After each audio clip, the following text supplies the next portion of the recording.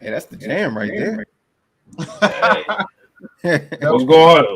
What's going on, people? What is going on, man? This is your boys, the heavy hitters, the full heavy hitters this time. As you see, I'm your boy, 6-man KStylzz. I guess you could say I'm back. What Cam Newton say after Carolina won? I'm back. But as you see to my stage right over here, you see this crazy fool right here, as you know him as the mad scientist himself. Yeah. Mad Mike Sports, the great one. And as you see at the bottom of me, we know him as the minister. The calm before the storm. Jude. Talk. Sports. Hey, guess what? We have another one of our AFN brethren here joining us tonight. If y'all don't know him by now, let me go ahead and introduce you. If you don't know J Rock, this is the Lord of the Discord, the Hawaiian shirt king himself, J Rock for life. Hey, don't be coming back on that show. Hey, look, hey, I like that. I like that. Hawaiian shirt. I like that. Don't make me pop up on here with a Hawaiian shirt. I go with you. Hey, man. Hey. Somebody talking about I look like I lost weight already. Like, yeah. Everybody, welcome back, KStylzz in the chat. Come on, give me the sixes in the chat. Welcome back. Go to sixes. Welcome back. I need all that. Oh, man. If a lot of people don't know, appendicitis is no joke around here, boy. If a lot of people don't know that is an infection of your appendix. And the problem was my appendix blew up like this.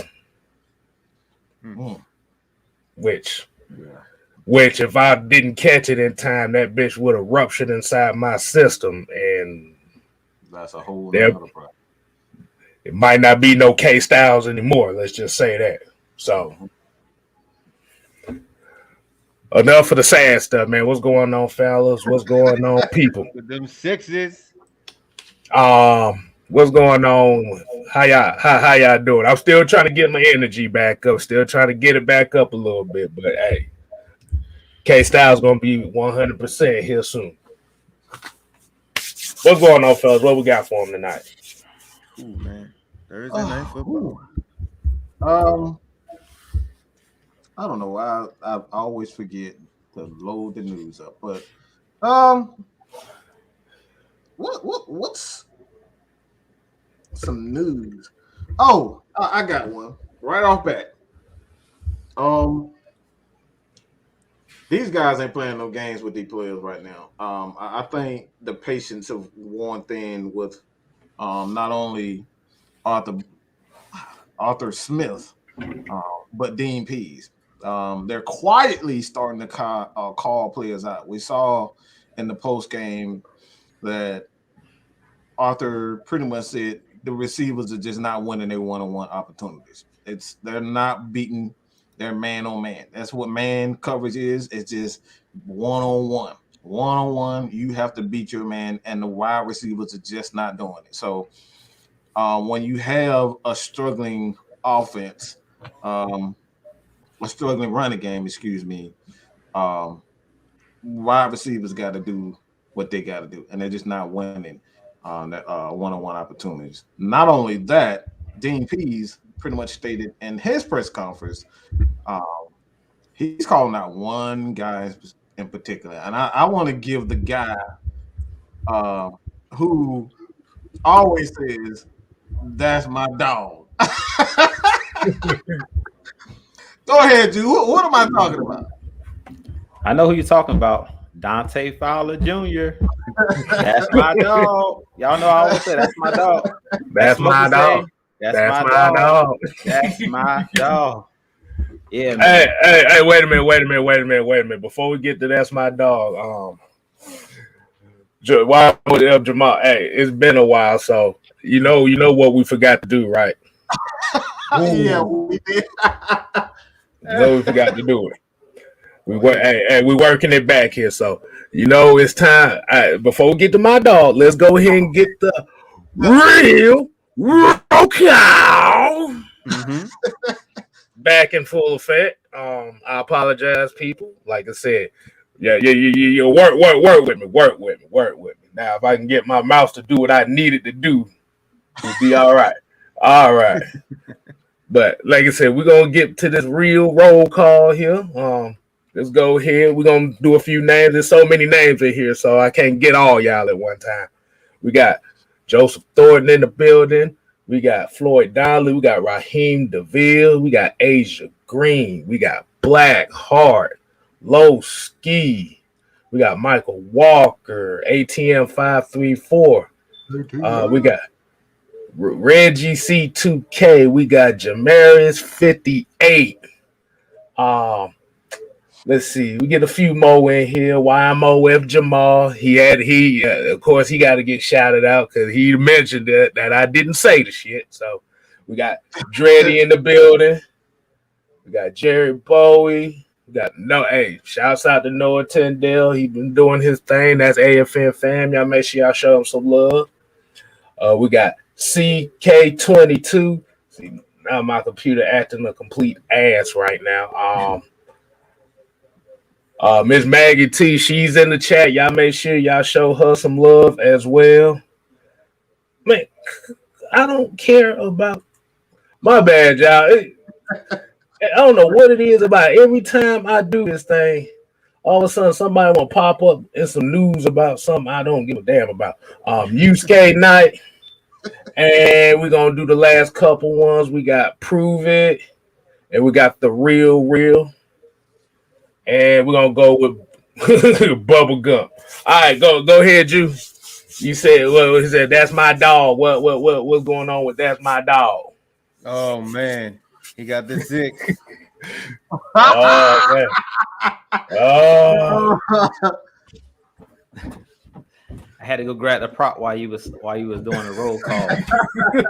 Yeah, they called my boy out. I like it. Dean Pease called him out, and I like the way that he did it. He didn't go in, but what he said is, we need a guy on the edge that can win one-on-one matchups, point blank in the period. They asked how did Dante Fowler look in the last game, and he basically stated that like nobody really stood out. Dante Fowler really didn't do anything. We didn't really get any pressures, and like I said, we played bad all the way around. So I do think that Dante Fowler coming back from injury. What can you expect coming back off of injury? This week, Thursday, it's going to be a big game. We're playing against a rookie quarterback. So this is your opportunity. This is your opportunity for someone to step up. And Dante Fowler, that's my dog. That's my guy, man. He has that edge. He plays with that edge. If LT was up here, he calls him Vic Beasley that plays the run. That's what he calls him. The Vic Beasley 2.0, basically. He just don't rush the passer, but he's a guy that'll get after you in the run game. So to be honest, if the Falcons want to get a pass rush, it starts with getting after it in the running game. You have to stop the run. You can't, like, if you look at a lot of the last 2 or 3 games, guys are getting on first and second down 7, 8, 9 yards a clip running the football. So that puts you in 3rd and shorts, 3rd and 1, 3rd and 2. You can't rush the passer when it's 3rd and 2, really, because it's so short. The playbook is wide open where you can throw the ball or run the ball. So really what we have to start doing better before we even talk about getting after the passer, we have to play the run better, point blank in the period. Like you don't get the rush. Rushing the quarterback is a privilege. You don't get a chance to rush the quarterback if on first down you're allowing teams to get 7 to 8 yards a clip, and you're every time in 3rd and 3, 3rd and 2, 3rd and 1. That ball's coming out quick, and the playbook is wide open where they can run the ball or throw a screen pass. So Dean Pease talked about that today in his press conference as well. It's like he was getting the ball out of his hands fast. Dak wasn't sitting there holding on to the ball. Anytime we brought pressures, he would just throw it out to the side to CeeDee Lamb and let him, run out the catch. It was only one play where I seen we brought pressure and Dak held onto the ball. He just kept backpedaling until CeeDee got open, and that was on that corner route when he scored on Avery Williams. He just kept fading back, and he knew exactly where to go with the football because he realized that we were bringing pressure. So Dante Fowler, that's my guy. I do think that he can beat one-on-one matchups. He can win one-on-one matchups, but it really starts with stopping the run. And it's going to start with Anthony Rush, and it's going to start with Mike Pennell Jr. I'm getting tired of seeing Tyler Davidson starting in these games. At this point, put Mike Pennell in the game, put Anthony Rush in the game so you can get some push up the middle, and that's going to create more one-on-one matchups on the outside. When you don't have no push and no leverage up the middle, it makes it that much harder to get after the passer. We see what teams do to us when they're pushing Hennessy, pushing Mayfield, getting their hands up, batting down passes. Why are we not seeing batted passes? Because we're not getting enough push up front. Anthony Rush is 6'5". You put him on there, put him in the game consistently. Him and Mike Pennell both 6'5", 6'4", respectively. Those guys are long. Tyler Davidson's barely 6 feet. He's like 6 feet, 6'1".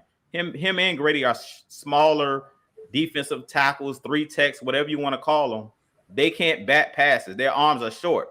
Grady, I haven't seen, the only pass I actually seen Grady bat was when they put him on the edge. I think that was against the Saints where he actually batted a pass. Grady's not known for batting passes because he doesn't have those long arms. You need those big guys up front. So I don't know what it is every game with why we're starting Tyler Davidson, but for whatever reason, they continue to roll him out there just like as they roll out Steven Means. Every single game you guys watch. I want to see on Thursday night if they're going to start off with Anthony Rush and Mike Pennell. They need to start with those big boys. Let them set the tone. Let them start the game off and set the tone because they're bringing them in after teams have gotten into a rhythm. No, I want to see Mike Pennell and Anthony Rush in the game from the get-go and to let teams know you can't run the ball today. Like we shutting that down. We wait until like the second, third drive when teams are already gotten comfortable. They've scored a touchdown and they're feeling comfortable. Then we roll out our big guys. Let's roll out our top guys when the game first starts. Go. Hey, I'm about to say, J-Rock, go ahead. What you got for him? Yeah, I mean, I agree with you, like 100. Like we really could not stop the bleeding at all. Like they just kept constantly running down our throats. The whole personnel was just all thrown off. Like soon as they went up 14-3, they just started just going in every single time. And I think that's one thing that we need. Like Patriots running game is not really a big factor going into this game. But hell, I feel like anybody, based on what Dallas did on Sunday, I feel like anybody can just do what they did if we come with that same approach this Thursday. But no, we need to shut everything down with that run game, and everybody need to just focus on their assignment. There was a lot of assignments that was not like being held on Sunday. Like it was awful. And I'm gonna say this too. Avery Williamson is not ready to be a damn starting corner. I'm gonna say that for a fact. He is. I think he's not ready. They need to go ahead and put maybe. I don't know what's going on with Sheffield. We just need somebody else. I just don't think that he's a good starter. I know a lot of people were saying, "Oh, let's put Grant in the nickel." I wouldn't mind that, based on what he did, his effort. We were down by a bunch of points, and he still managed to, play. Like it was a lot of effort from a bunch of people, like Galman and a whole bunch of other people. Like it was, but at that point, it was like it was useless. The problem is what I said earlier on the show. And the more that I go back and I look at it, the issues, and Jude kind of said this earlier on the post-game show also, is that it's all about matchups. And sometimes teams you just don't match up well with certain teams. And it's not that we didn't have a good enough defensive line. We had a good enough defensive line. We had a good enough linebacking core. We had pretty good corners and safeties. Like they played well. But when we talk about depth, this is what makes games. This is what makes good games. The Falcons just did not match up well with the Dallas Cowboys receiving core. They just have a deeper receiving core than we have cornerbacks. Avery Williams, like you said, he's just not there. He's not ready. And this is one of the main reasons why I say the biggest loss of this season, it's not Julio Jones. It's not Calvin Ridley. The biggest loss of this season is Isaiah Oliver.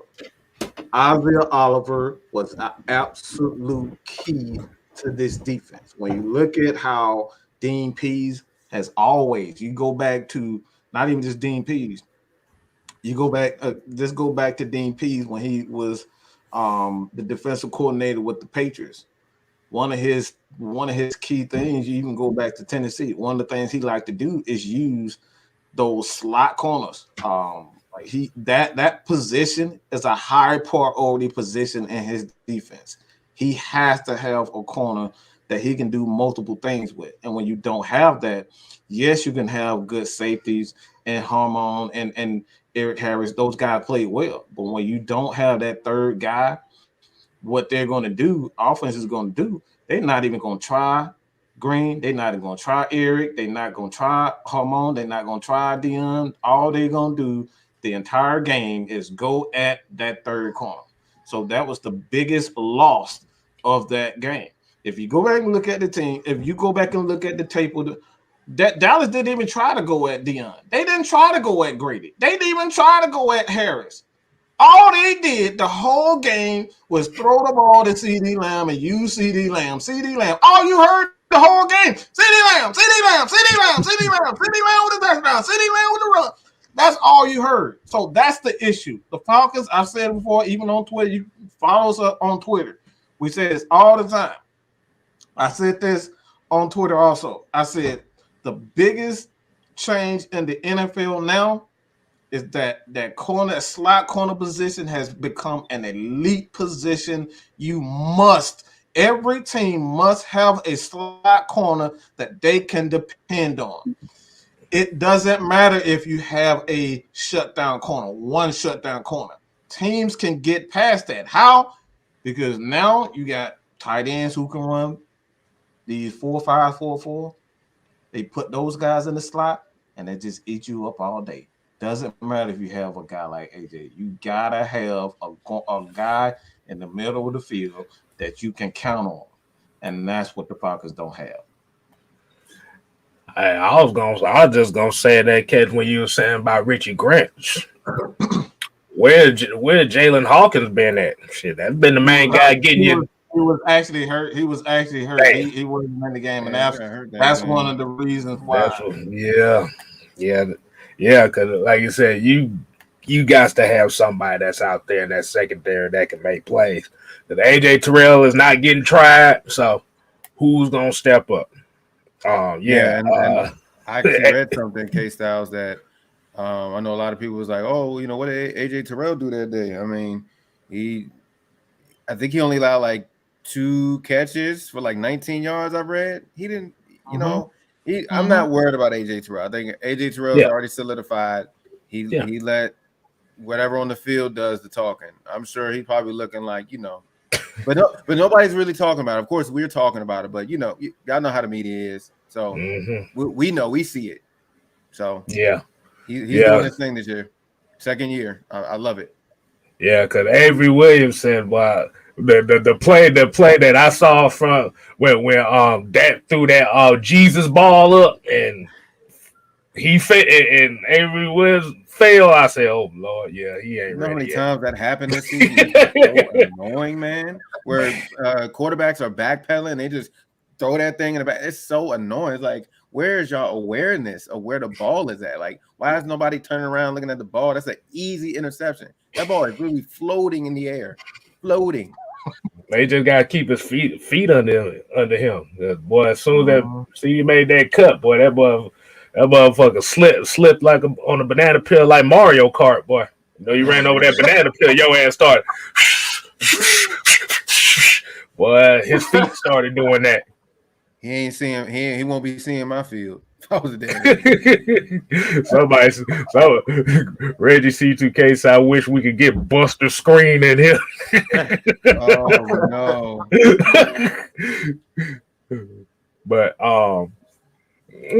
But so outside of that, man, what we think about this matchup coming up Thursday? This is what people want to hear today. What y'all think about this? I'm gonna tell you what I'm thinking about it, KStylzz. Oh, they got your man over there with the Pats. The guy you wanted us to draft, Ramondre Stevenson. He just went crazy last week. He's on my fantasy team. He went crazy last week. Yeah, he on my fantasy team too. So I know he a problem. He's a problem. So that's my boy right there too, man. I was just talking about stopping the run. That dude is like 30 pounds, 235 pounds. So we better get ready for a bloodbath. This is gonna be a game that's the Patriots are a really physical team, a big team, physical. And they've always had big teams, big in the trenches on the defensive line, offensive line, and they're a run-first team. Like everybody's talking about Mac Jones, but it's that running game, that three to four-headed monster. We all know that New England loves to run that 3 to 4-headed monster out of the backfield between Damian Harris, between Ramondre Stevenson, all of those guys they got over there. We're going to have to be ready to stop the run. So I hope we don't see Tyler Davidson roll out there when the game first starts. Like we need to set a tone. We need to set a tone. Like we have to come out and stop the run. That's going to be the number one thing in this game. Is stopping the run. And then on the offensive line, Matt Judon. Wherever he lines up, I think they say he got like 9 or 10 sacks already this season so far. The former Baltimore Ravens defensive end / outside linebacker. We got to look out for him. He's wearing the number 9 now. He's the guy that we got to circle on our scouting report. He's the guy that has been getting after the passer. Wherever he lines up, we got to circle. He got to be, all eyes got to be on him because he's the guy that's been getting off on that defense. But we just got to get ready for a physical game.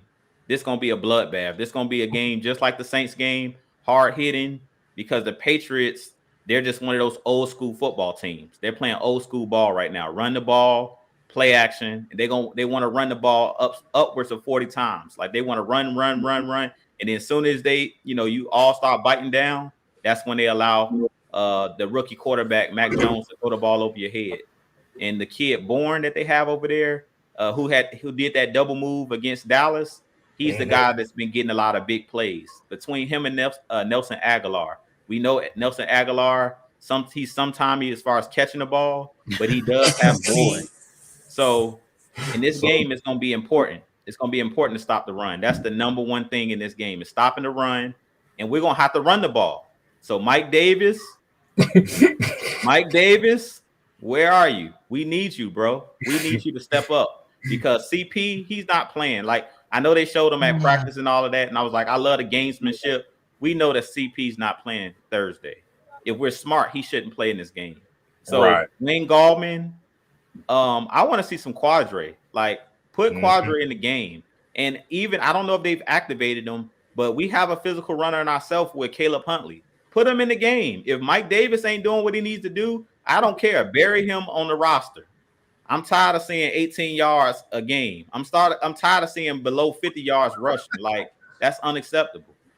We need to be like the Patriots. If we got to go 3 and 4 deep as far as running back to find out who the hot hand is, let's give these guys 10 carries each. We need to figure out who's the guy at that running back spot because Mike Davis, he's not cutting it. But in this game, the word of the day or the word of the night is physical. This is going to be one of the most physical games that we played all season, probably the most physical game because we know what New England represents. They're a defensive-minded team. And they believe in running the football. So if you come in here being soft, you thought we got ran through against the Panthers. It's gonna be 10 times worse if you don't come ready to play. And I want to hit Josh from McCoy. He said Mike Davis is a Dollar Tree Jason Snelling. No, Jason Snelling was productive. Jason Snelling you better put some respect on Jason Snelling's name. Man. Exactly. But we also got the $10 super chat. Holla. GD said Dak exposed the entire Atlanta defense. CeeDee Lamb only had 6 receptions. Dak completed 28 passes to 10 different receivers. New England will expose them also. But you also got to remember, Dallas's offense is way more explosive than what New England has. New England can be explosive, but that's not what their team is built on. But it's gonna be like I said. This is just one of those cases where Atlanta just gonna have to throw the fuck it button and have amnesia, because if they got no room for error now. And they got a couple of days to get that shit together. Short week. Oh man. So looking at some stuff here. Matt Judah is gonna have to get blocked this game because this dude has 9.5 sacks right now. He ain't the only damn one. They need damn people. I'm sure y'all remember his damn. I'm sure you remember this name too. Hightower. I remember him from the Super Bowl. Yeah. Devontae Freeman's still shaking in his boots after that one. But yeah, they like you said, they just gotta come with a better effort, man. This is, man, like I said, you can't get no what I'm not gonna you can't get no worse than that Dallas game, bro. You gotta do better. And that's everybody. Like I said, Mike Davis. I have low expectations for him, and I kind of agreed to what y'all said before on the post-game show about Mike Davis. Is we hyped him up because we wanted him to be that guy. He's a homeboy, of course. He's a hometown guy. Like I said, we saw what he did with him. Huh? Oh, I want to know who the hell hyping him up. No, we're talking about the beginning of the season. Everybody was happy about the UPS truck and the big ass thighs and the broken tackles. Everybody was happy about that. We ain't seen it yet, but right. You said it right, KStylzz. We kind of hyped him up because I know everybody was calling him Michael Turner 2.0, and that's why I kind of brought it up last in the post-game show that he had a similar story to Michael Turner. Michael Turner was over there, playing the backup running back position for the San Diego Chargers, and he came over to Atlanta, and I was skeptical. I was like, I don't know. Like, I seen him fill in a couple games. I don't know what he can do. He came to Atlanta and shut me up with that first game when he ran for like almost 200 yards, and I was like, okay. Hey, I ain't even gonna lie. I knew Michael Turner was gonna be like that because a few of the runs that I saw him, he was hitting the house. Yeah, they wasn't using him in San Diego like that. They ain't use him like that, so he didn't have them carries on him. Yep, right. Throws, and then he was like that third guy. It's like, oh yeah, let's get a ball for him real quick. Let's get that. But we got a $4.99 from Money Man. What's going on, Money Man? He said we better win. We need really back. If we would have won Sunday, would have been second place in the division. Hey, we ain't got no really, so somebody better step the hell up. Yep. That's the only thing we can say. Somebody better step the hell up. Oh man, but go ahead, Mike. What you got on that?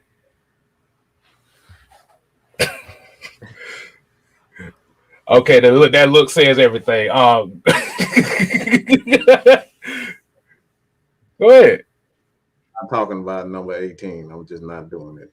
No, we ain't talking about 18. We talking about this game in general. We ain't talking about 18. We ain't talking about really.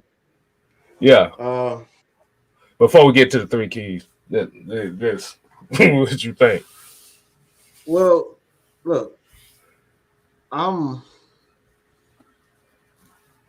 just not worried. I'm just not worried. I've already seen what I needed from this coaching staff. The thing is that you gotta give teams, room for error.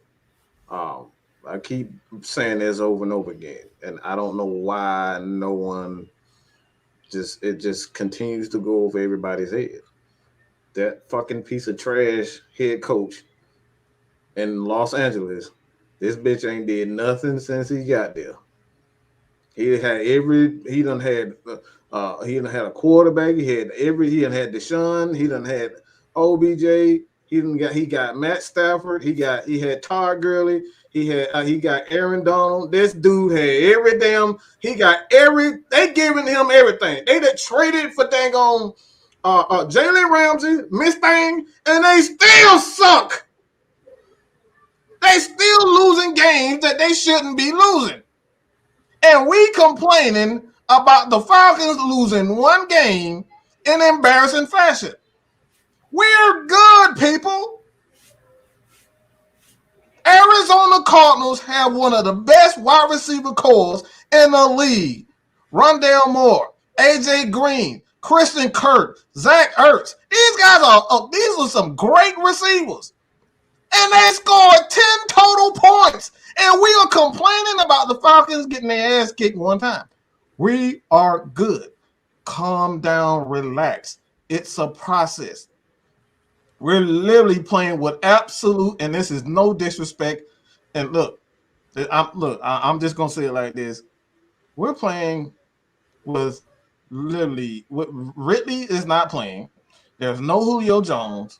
We're playing with a rookie tight end who's like essentially a tight end / wide receiver, and he's learning how to run routes in the NFL. All right, we got Zacchaeus, who's an undrafted free agent. Russell Gage, I think he's like a 5th round pick. Mm-hmm. We have Tajay Sharp, who is I don't even know if he got picked. I don't know if he got picked, but we're talking about and you got Christian Blake. These guys, who the hell are these guys? Now, one of you guys, when you open up, man, and say, look, I'm about to start a franchise, I can guarantee neither one of you, nobody gonna pick any one of those Falcon players. I can guarantee you that. So if we're playing with that, we fine, bro. It's just a matter if we're playing with that, and these guys have already equaled the win total of all of last year. I'm not worried about this coaching staff. It's only a matter of getting more talent. And when we get more talent, you're going to see this team improve. We're going to see the 300 games. You're going to see the 400-yard games. You're going to see the 150-yard rushing, for running backs. But at this point in time, it's all about talent. It's all about talent. We just don't have the talent to compete with teams like Arizona, Dallas. We just don't have it. It's not a matter of coach. It's all about talent.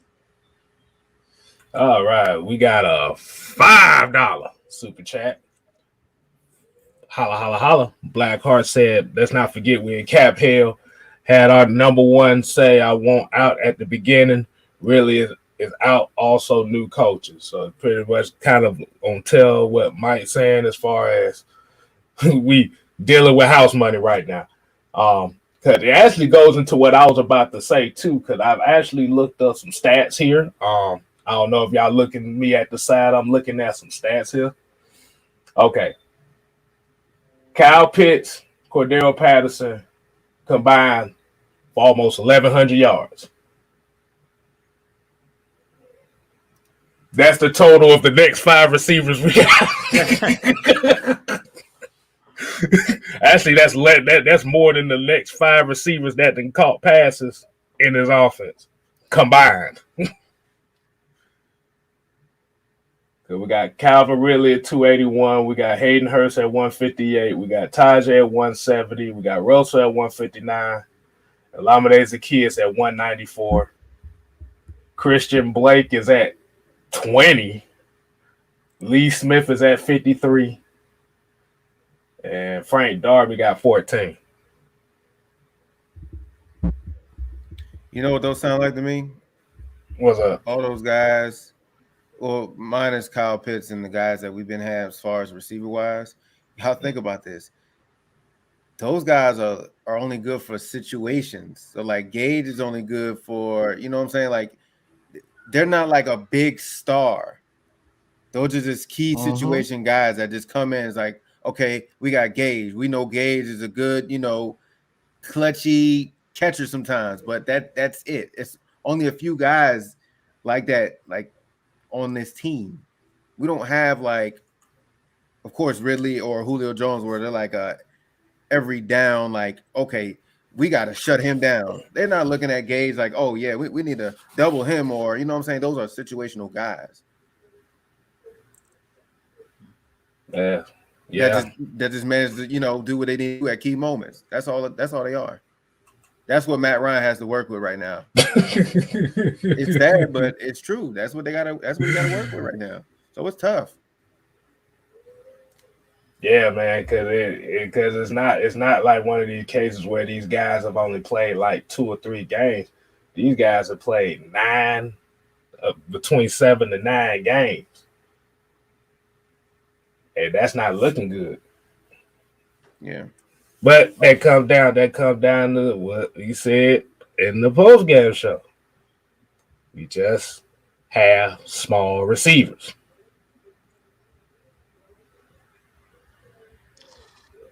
So hold on, let me just real quick. I just gotta.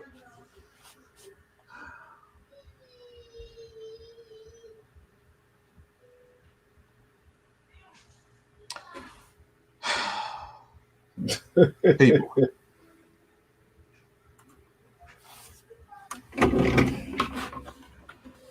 When we talk about talent, okay? When we talk about talent, all right, it's not all about money, ain't about draft picks. It's about getting those guys who fit your scheme. You can get these guys in the 1st or 7th round, but these guys have to fit your scheme. All right? So let's just stop with the money, okay? Let's stop with the money. Tom Brady is regarded as the GOAT, and they found his ass in the 6th or 7th round, okay? What? But he became one of the greatest not because he could throw the deep ball, not because he was incredibly accurate. It's because he fit what Bill Belichick was trying to do. So it's not about the money. It's not about the picks. It's about deciding what your scheme is, and drafting guys that fit the scheme properly. That's what we're talking about. That's the reason why we look at Dirk Cutter and it's like, okay, what are you trying to do? 1 year is you're trying to throw the ball deep, and then you bring in y'all bringing out all these running backs, and then you don't use the running backs.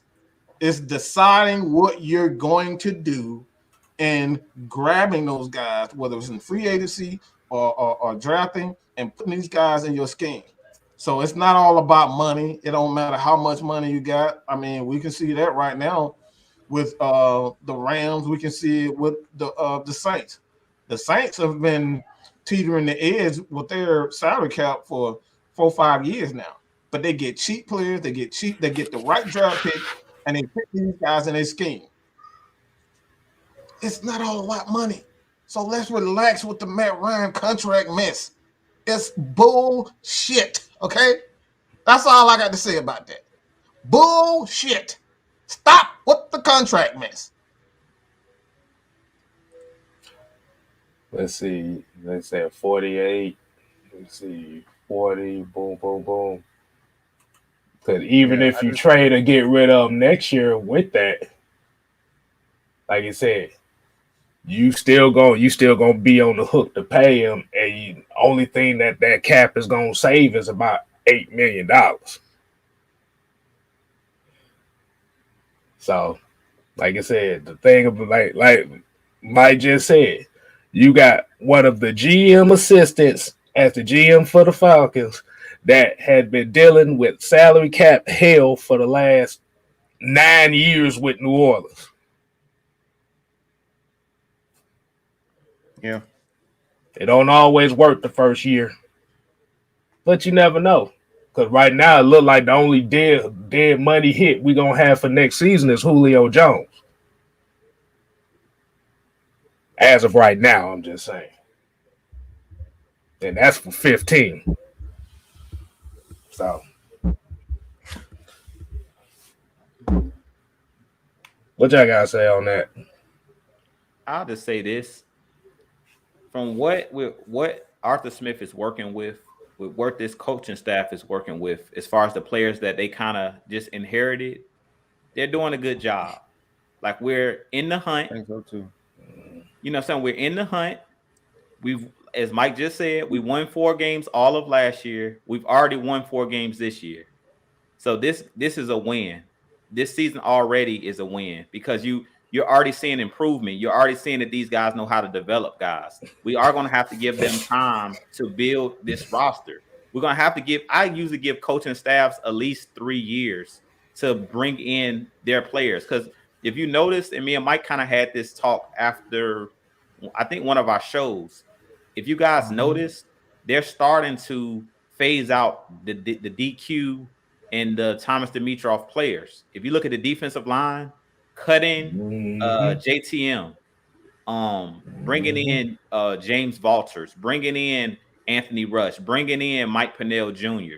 They're slowly but surely is phasing out the John Kaminsky's. And they're doing it with the little money that they have. Yeah, too. all of those players that were here, those smaller defensive linemen, they're getting slowly but surely getting phased out, and they're building a whole new defense. They got rid of all of the safeties that were on our team last year, pretty much. All of the corners that were on our team last year, pretty much. Other than AJ Terrell, they flushed this whole team. Darquez Denard, they got rid of him. Rico Allen, they got rid of him. Keanu Neal, they got rid of him. DeMonte Casey. Like, they're slowly but surely building this team on what they want it to look like. So we just got to give them time to bring in their guys so we can do a fair evaluation. But from what I've seen so far, just with them bringing in these guys on 1-year deals, to me, they're doing a great job because we're right there in the thick of things. We still could make the playoffs. Like, nobody thought that the Falcons were making the playoffs. Most people, if you ask the media, you ask ESPN, Fox Sports 1, all these, outlets, they're basically stating that the Falcons are in rebuild mode. If you go turn on your TV, a lot of them are saying, go ahead and trade Matt Ryan to a contender and just go ahead and just do the full rebuild. Because the Falcons, in their minds, the Falcons are rebuilding at this point. In my estimation, just looking at the record, this is not a rebuild. Teams that are rebuilding are like the Jacksonville Jaguars, the New York Jets. You got 1 win or no wins. Those are teams that are rebuild. This team is actually competing week in and week out. That was the first game that we actually just got blown out the water. Pretty much all of the games have been competitive. That's all you can ask for as a fan base. Until they can bring in the guys, until we got some cap space, and until they can bring in and draft the guys and pretty much overhaul this whole roster, we just got to be patient. I know we want the instant gratification, but at the end of the day, they're doing the best they can with what they have. And to me, they're doing a great job. Like I said, we seen last year, Dan Quinn, I think, was in year 5, and we were 0-5. That's the reason he got fired. So they already doing better than him. And I said this in my video earlier. If you look at this team, after every loss, we bounce back with a win. We haven't had no losing streaks. Like, we know when Dan Quinn was here, every season we would have that losing streak. It'd be like 3 or 4 games in a row we would lose. We're not seeing that out of this regime. Already we're seeing they lose a game, they bounce back the next week, they correct those errors. The first game of the season, it was a ton of penalties against the Eagles. The next week, they cleaned up those penalties. So we're seeing that these guys know how to make the proper adjustments. We know with Dan Quinn, we would lose the same way week in and week out. We've seen it over and over and over again. We would lose the same exact way. So I just love what this coaching staff is doing. We just got to be patient. Like I said, just be patient. All we can ask for right now with the guys that they have is just go out there and compete, and let's see some competitive football. Yeah, we want to win, but at the end of the day, go out there and let's see some competitive football. Because last year, let's be honest, we lost so many games based off of coaching. It wasn't really even the players. It was just bad coaching. Poor clock management, not recovering onside kicks. That's all coaching. That's coaching. So from what we're seeing last week, we just got outclassed. Let's just be real. We got outclassed. I don't care what you do. Like, I've been seeing crazy stuff on Twitter where you could have put AJ Terrell on CeeDee Lamb. That doesn't matter. Dak Prescott is a 6-year quarterback. He understands if you travel with AJ Terrell, he's gonna throw it to whoever Avery Williams is covering. If that's Amari Cooper, he was gonna throw it there. If that was Michael Gallup or Fabian Moreau. Yeah, exactly. They were just he was legitimately targeting those guys. So it ain't nothing you can do. Like, if it would have been any other guy, they got 3 all-world receivers over there. So at the end of the day, unless you got 3 all-world corners, it was no way around that. You're gonna die one way or the other. So Yeah, so we got to get over that, thinking that it was a way around it. It's not the scheme, it's the players. Like we're seeing it. It's not the scheme, it's the players. So let's just chill out and let's just sit back and trust the process. Just sit back. We see that these guys know what they're doing. They already got 4 wins. Sit back and trust the process. We're going to get some wins, but we got to let these guys slowly but surely build. They inherited Dan Quinn's mess. Like, I don't get these fans giving Dan Quinn credit for last week. These are Dan Quinn's players. He left us in this cap. He was a part of this. Yeah, exactly. Why do you think he took some of our players to bring them over to his team? Exactly. Right. Like, he took 2. Exactly. These small players we're talking about. This was his team. These no nose tackles is a part of Dan Quinn. Like, this is his team, bro. So basically, what you said is Dan Quinn was a deadbeat dad. Let's just say this. He didn't look. Let's just say it like this. He was one of those dads that he ain't leave us with no wealth. He ain't leave us nothing. He ain't had no Damn, that's terrible. He ain't leave us with nothing, bro. He ain't leave us nothing. When he passed away, he ain't leave us. Hey, look. Not even a pack of noodles. Look. See all these quarters. This is all we got left in the Falcons salary cap. Oh man. This is all we got left to sign another player. It's about 45 quarters in here or something like that. So hilarious. That's hilarious. And I think that it's not just Dan Quinn. Thomas Dimitroff is a part of this. Thomas Dimitroff was supposedly managing the money. So we're going to blame Thomas Dimitroff too. He always skate out somehow, some way. Thomas Dimitroff, he left us in this cap hell, but Dan Quinn allowed him to bring in these smaller players. And he didn't push back. If he didn't draft these guys, he didn't push back. So he's still getting some of the blame. Because as a coach, you can't allow this to happen. It was the reason Jimmy Johnson got fired in Dallas, because he won't take in no mess. As a head coach, at some point you got to push back. If you get fired because of it, oh well. But I'd rather you push back and don't sit there and take, these players, man, these bargain. We seen it over the years, man. I don't have to go into it. I don't think y'all want KStylzz to go digging back into our draft history. Look, right? I'm still recovering. So I don't think I even want to go down that road right now. I think we might have something here, because people talking about if Dan Quinn was a Rolling Stone. Proven said Dan Quinn was a Rolling Stone.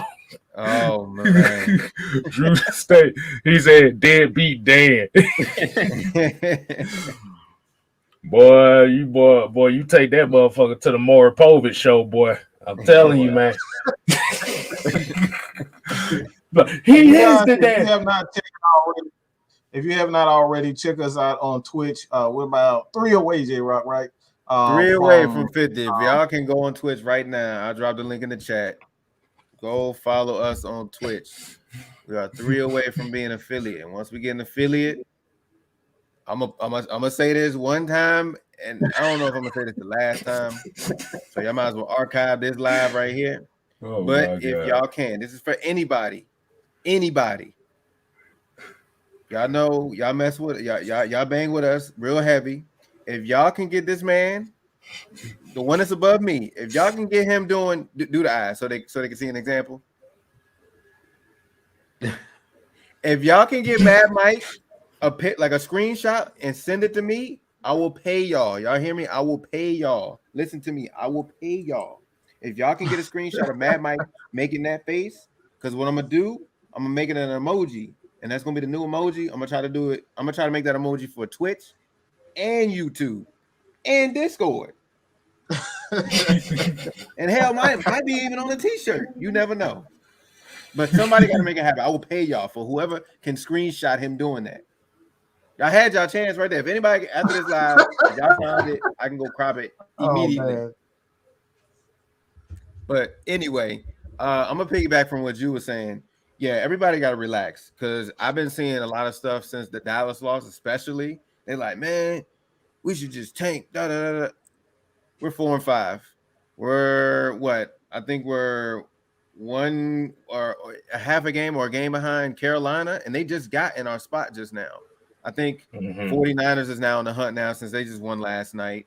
And then the Saints are 5-4. We can easily fit into any of those spots. Are you kidding me? Y'all want to tank? We have 8 weeks left.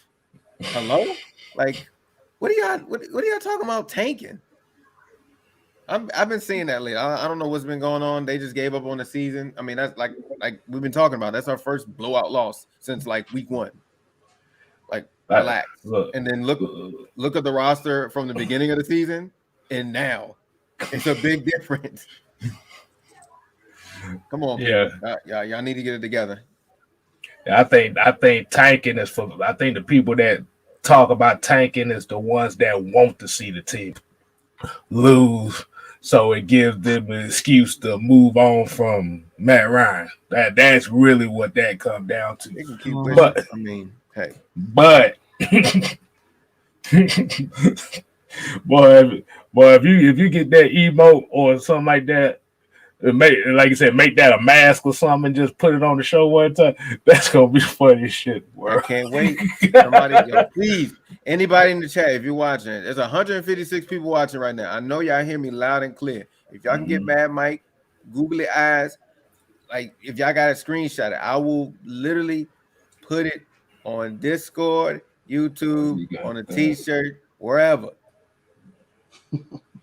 Please, somebody, I will pay y'all. Oh man! And I will shout you out on the next show. But somebody, please screenshot it, please. If y'all catch them, screenshot it. Even if you got it on your phone, I'm sure y'all got iPhones, right? I know how to do the screenshot. Never mind, I'm not even gonna get into all that. Just somebody, please do it. Let's see. Yeah, because I was looking at the cap number for next season. Did you know Tyler Davidson's cap number is at $5 million next year? That's all. What do you mean that's all? I'm surprised it's that high. The way he been playing. That's all. Because we paid him a lot of money. Like for what? Yeah. But oh yeah. Oh Lord. She said don't let me. Yeah. Oh my God. Somebody please don't. Please don't. That thing be on a billboard in downtown Atlanta. Maggie get her hands on. You're right about that. Be riding down 75. All you see is a big ass thing. And small letters, Mad Mike. Then he gonna say Mad Mike like, so y'all think y'all finna come in my city? Oh wait. Hold on. Noah Tyndale. I know you. Look, are you playing with me right now? Are you playing? You might have something for you. Oh my God, Noah. man. All right. Don't play with me, Noah. All right, let's hit this $5 super chat by B Trucking 4S. $5. Holla. I feel like we have a chance to get 9 wins. Thoughts? Yes. Yeah. Yeah. All these games that we've been losing are winnable games. Exactly. This Thursday is a winnable game. It's a winnable game, but goddamn, somebody just had. Speaking of that, and I know we didn't really get too many in the 3 keys. We kind of hit that earlier anyway, because we know at the end of the day, somebody just got to step up. It's either step up or you get stomped on. Mm-hmm. Yeah, we control our own destiny at the end of the day. And that's why I keep saying playoffs. Like, we still got another game against the Panthers, another game against the Bucks, another game against the Saints. We 1-2 in the NFC South. So we have a lot of NFC matchups, especially within the division. So that 6 and 7 seed, that wild card position, to be honest with you guys, and it's going to sound real crazy. They probably going to really go crazy after I say this. Oh. We're only 2 games behind the Bucks. The Bucks just lost to Washington. They're like 6 and 3, 6 and 4, something like that. 6 and 3. 6 and 3, yeah. Yeah, they 6 and 3. So like, yeah, 6 and 3, yeah. They're not invincible because they're nicked up. Like their whole secondary is pretty much injured. So banged up, man. And Tom Brady, I don't know if you guys been watching, but he hasn't been playing well. The last couple games, he hasn't been playing well. So nah, he ain't been playing well ever since he made that comment about them defensive players. Yes, sir. Yeah. Yep. Ever since he said something about them defensive players being like dogs chasing cars, boy, he ain't been playing well since. Right. So like I said, People man, this remember NFC has been crazy. It's up and down, up and down. It's no team right now out there that's like running away with anything. Like prior to us losing to Dallas, they just got blown away by the Denver Broncos. Like, let's be real. Like, it ain't no team out there that's above reproach right now. So we just need to chill and let it play out because we really don't know. Like I said, and this is something Arthur Smith and this coaching staff have been saying, the NFL will humble you real quick. The NFL will humble you. So don't think because you get a win one week or you blow somebody out one week. If you go into that next week thinking that that's going to carry over, you see what happened to us. We went into New Orleans and, got a win and then went down to Dallas and got the doors blown off us. So that's just how it happens from week to week. So if the Patriots come in thinking that it's sweet because we have a one at home, hey, all I'm going to say is I think that we're going to be ready to play come Thursday night. Like we know what this represents. I don't know if you guys got to see Foyer's press conference after the last game, but it looked like he was serious about talking about we in the hunt. And this is the first time since I've been on the Falcons that we've actually been in the playoff race, that we've been in the hunt. So these guys are taking it seriously. Like these guys look like they ready to play. They look like they were ready to play after the last game of, getting blown out and getting embarrassed on national television. And we all know Thursday Night Football is that standalone stage where everybody's watching. So the team's going to be ready to play. The coach is going to have them ready to play. And I really think that the Falcons are going to go out there and make a statement because a lot of people, they're thinking it's sweet right now. They're really thinking that the Falcons are sweet. Yeah, you just said the key word. You 2 games away. At the rate that a lot of this stuff is going right now, you literally are 2 games away from first place in the NFC South. That's crazy.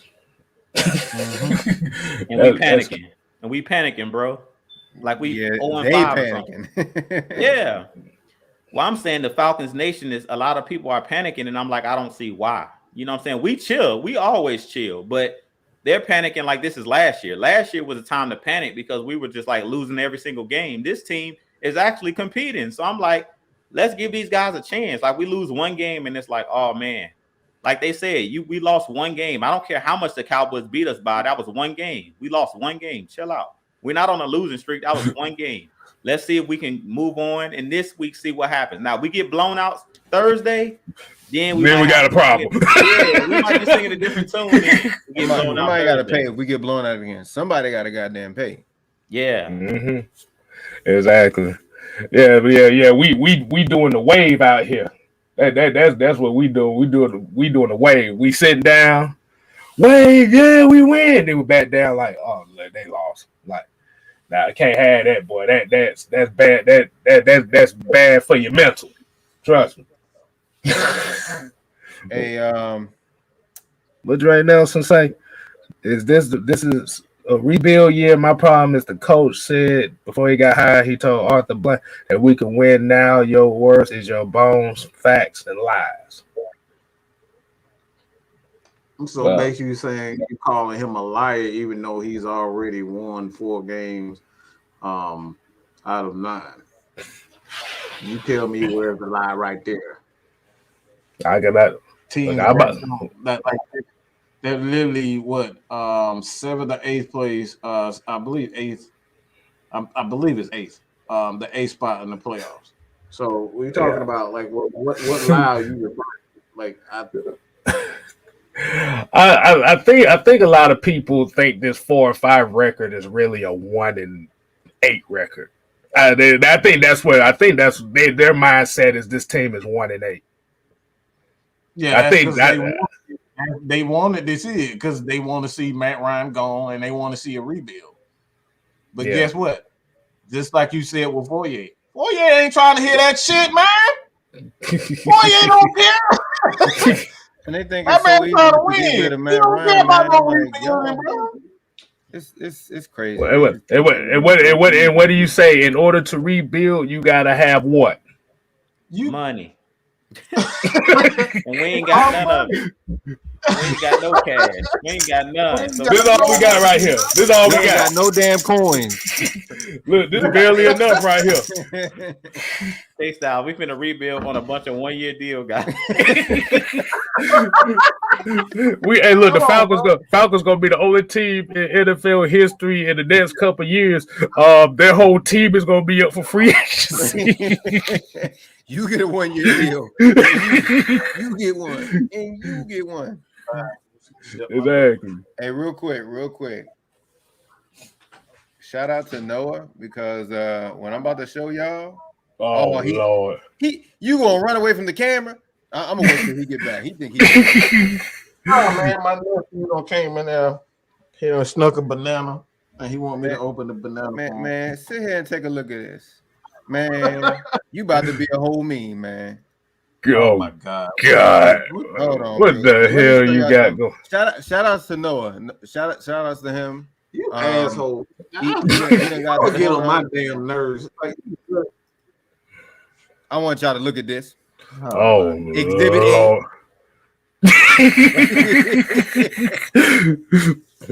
So Boy, he look like his nephew done stole change out his damn drawer or something like that. This is what I wanted. This is it. This is all I need right here. Shouts out to Noah for that. No, you done messed up, man. You about to make my God. Yeah. So what KStylzz said, we're gonna put that on a whole billboard. Atlanta Falcons Nation. Fuck out my city.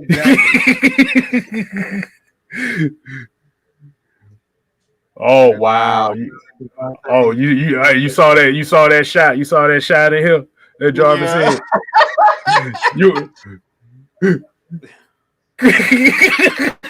Oh boy, Devontae crazy as hell. Wow. And Noah's funny. He said, "I heard money involved." Yo, y'all, that's funny. I told you when money involved, that's up to you. Wow. Jarvis said, "Tell Aaron not to be hiding when the Cowboys lose." Trust me, we're gonna invite them on after when they lose again. We're gonna definitely invite them on. He's not gonna come. He's not gonna come. Look. We ain't even gonna worry about him. At the end of the day, I'm not a bully. I just correct when you're wrong. That's it. That's my job. If I see some bull crap, you know it's not true. You and I know it's not true. First of all, let me just say this. Look, I know we're gonna get but when we talk about when you are a content creator, this is what we're talking about. I just gotta call it out. I just gotta call this out. You're not gonna tell me, and this guy been in the game for 10 years. He been doing this way longer than I have. And like I said, I've had him on the show. I respect him. But you're not gonna tell me as a content creator and as a Falcons fan that this team is capable of scoring 23 to 25 points a game with these fucking receivers, without Julio Jones, without Calvin Ridley playing, that these guys are capable of scoring of getting open consistently. And these are the things that we're talking about. We expect those guys, Zacchaeus, all these guys barely 6 feet. We out here playing with Oompa Loompas, and you trying to tell me that these guys can get open? Come on, bro. This is what we talking about. Let me read. Come on, man. We out here playing with Oompa Loompas, and you trying to tell me that this wide receiver core is good enough? I'm a Falcons fan, but you're not going to tell me, you're not going to look in these eyes and try to tell me that our receivers are good enough. Stop it. Stop it, bro. Yo, can somebody get another screenshot on Mike's eyes real quick? Oh, my God. Would you stop? That's for the playback. That's the playback homework. Oh man. Okay, but we got a $2 super chat from Shane Wingett. He said, "Guys think Jalen Mayfield is still improving." Hey, that's what being a rookie is. You still every game has to be an improvement. Like I said, he didn't have the greatest game this time, but this really been one of his worst games since the Eagles game, if you actually think about it. And that's one thing I appreciate Arthur Smith by keeping him in the game. I mean, it keeps his confidence up because any other coach would have been like, "Nah, you're gone." Right. Like I said, sometimes you just got to get your ass whooped. And the thing about it was he really didn't get beat that badly this game. Caleb McGarry was getting his ass eaten alive this past game. I'm gonna pull up this comment because I know Casey Stewart. What's up, Casey? She said, "Hey guys, I'm a Cowboys fan, and we ran into our buzzsaw a week before we played you guys. All Denver did was woke us up and pissed Dallas off. Use this loss to your advantage." Oh yeah. Oh, we live it right now. Mm-hmm.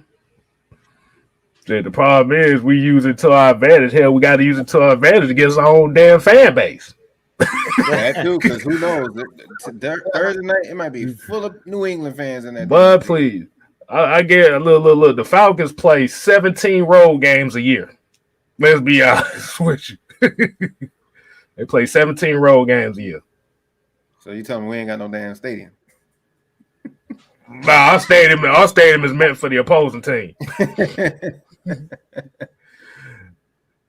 I told you, I got people that work down there. They be telling me the numbers. They be like, shit, it be 60-40 opposing team every home game.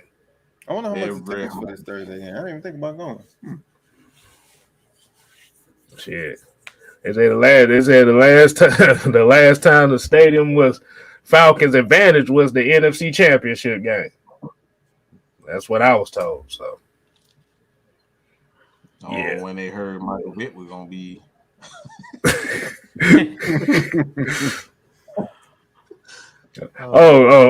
gotta talk about it. It was mentioned earlier. I forgot who mentioned it. I had it on here. But it was King Quest. He said so. He said, Did y'all see Deshaun Jackson's impersonation of Calvin Ridley? Wait, what? I missed it. I ain't see that. Oh my! missed that. Oh, but I have to show y'all that shit was so good. That shit was so funny. Like this is real, like that. Yeah. Like, dude. Hold on. Let me see if I bring it up on my phone. God, it's probably not what I'm. I hope it ain't what I'm thinking. No, yeah. No, that's what I'm saying. Look, hold on. Let me see. I'm gonna see if I bring it up. But Key Quest brought it up, and I think he tagged us in it on Twitter. But it was basically, hold on, let me see if I find it because I still got it. I know the shit made me damn laugh. Let me see. Oh yeah, green screen. Can't see it. Yeah, I got it dry. Hold on. So basically. Oh, you know what? I know exactly what you're talking about. I did see that. I did see that. Hey, bring it, baby. Hey, bring it up on the screen. Bring it up on the screen for me. Oh my God. Bring it up on the screen. Oh wow. So people. Yeah. Oh yeah. Bruh. We thought the Calvin Ridley reception against the Chiefs was bad. Deshaun Jackson's against the Chiefs was worse. Oh, that was. Oh my gosh, I don't. Oh look at here. Look. Me Red Machine says season ticket holder here. I can vouch for everything KStylzz just said about the fan base on game day. Okay. Yeah, exactly. Mm-hmm. Like people notice stuff like this. And the thing is, a lot of people blame it on the PSLs, and I know the PSLs is a motherfucker, but at the end of the day, you still paying taxes on a damn stadium that you don't want no part of because of the team. So you paying for a team you don't want to watch when you think about it. Mm-hmm. See, hey, one of y'all bring that up on the screen so we can show the people this. Find it. I saw it on Twitter the other day. Hold on, let me see. Yeah, hold on. Cause I ain't got the same damn on computer. Facebook or something. I just put Deshaun I just type in Deshaun Jackson or some shit like that. It should pop up. Oh yeah, Mike Bell. That was another thing today. You know, like I said, at the end of the day, man, when you see guys, Mike Bell coming out, pretty much giving it to the fan bases. Like, look, man, this team is already better than what it is. Like what it was last year, and like we're still not happy with improvements. You know what I'm saying? Like that's where my frustration lies. Y'all want improvement. It's just like y'all want to go from the 4th pick in the draft, absolute horrible, to the Super Bowl the next year, bro. Like what? There's never. I don't think there's ever been anything like that ever in football. Where you go from one of the worst teams to the Super Bowl the next year. Like come on, bro. I got the video, KStylzz. Yeah, go ahead and pull it up for him. Right, for those that didn't see the video of Sunday night's game, yeah, I totally forgot about this. Hey, let me. I didn't know it was Deshaun. That was, bro. Wow. Yeah. Hey, this was his first reception as a Raider, so people can see this shit. Damn sense. Look at this shit. Who? Touchdown! Wait a minute, what are you doing? You got all that damn speed. You gonna stop? No. We're gonna look at this one more time. What? Don't make no sense. What dude? Run! If this is Deshaun Jackson from in the Philadelphia Eagles uniform, he would have been gone. That would have been TD. Exactly. But this is Deshaun Jackson. Make no sense, man. Senior right here. You like, wide open. What are you doing? And then he just threw the ball at him. Once he saw Tyron Smith, he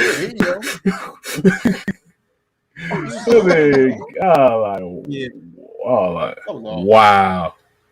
Yeah, that's just one of those cases, man. So, dude, I know them Raiders fans was pissed about that, boy. I know they was. Yes, Drew. Yes, Drew. That was Deshaun Jackson. That was his first catch as a Raider. I know a lot of people are going at us saying, "Yeah, we got blown out." There's a bunch of teams that got blown out this week. A lot. There were better teams. Look, remember who else got blown out? Cleveland blew out the Rams last night. Yeah, the Rams got their ass stomped the fuck out. A bunch of teams that got blown out. Shit, the Patriots just stomped on the damn Browns. Yeah. Thanks. Appreciate it, Dre. Appreciate it, man. Not us, y'all. I can't just completely throw us under the bus. But of course, it's Atlanta going against a real popular media team like Dallas. So obviously that's the only way we're going to get like a look when we go against another, Yeah. This is how it is. This is how sports is. Nah, this is why we're all here, though. This is the real. Could I guarantee if the Falcons would have beat Dallas, you would have never heard it on TV. No. I've always heard it from Stephen A. Smith because, he don't like damn Dallas. He don't like. But we got anything else? Yeah, Carolina blew out Arizona. Yep. Yeah. But Kyler Murray didn't play. Yep, he didn't play. They still had a defense, so. Right. But Kyler Murray still didn't play. So that's true. But I was saying, like, we got anything else for the people? Or y'all want to just go ahead and do Q&A right now? Let's go. I thought we were gonna go over the keys. Did we go over that already? Yeah, we kind of did already. We already did. But the thing was, it wasn't structured as the keys, but we kind of explained it like basically just talking about Mike Davis ass need to show up and shit like Right. Stop the run. Yeah. Stop the we kind of hit all the keys, but we structurally didn't do it like that. Hey, look, at least we ain't got. Well, damn, it's gonna suck because we gotta wait a whole another week for us to play again. So this is it right here. Yeah. Yeah, that is true. But like I said, it's a Thursday night game. You'd only act in town. You just got embarrassed by the quintessential Super Bowl favorites in the NFC, which is the Cowboys every year. Yeah. So you better come out and bust some ass. That's all you gotta do. Every year. They the Super Bowl. Super Bowl every year. Hold on, we got one right here. X factors for Thursday on both sides of the ball. Start it off, Juke. Start it off. The minister starts it off.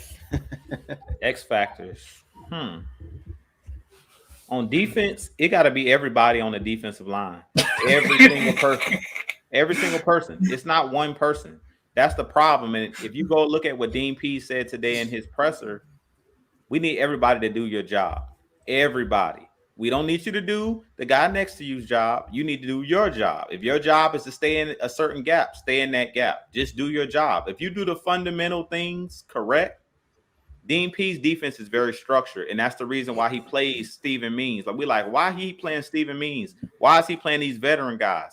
Because he wants guys that go all out at doing a role, playing a role. He don't want you to be a superstar. He wants you to do what the play calls for you to do. That's all Dean Pease wants you to do.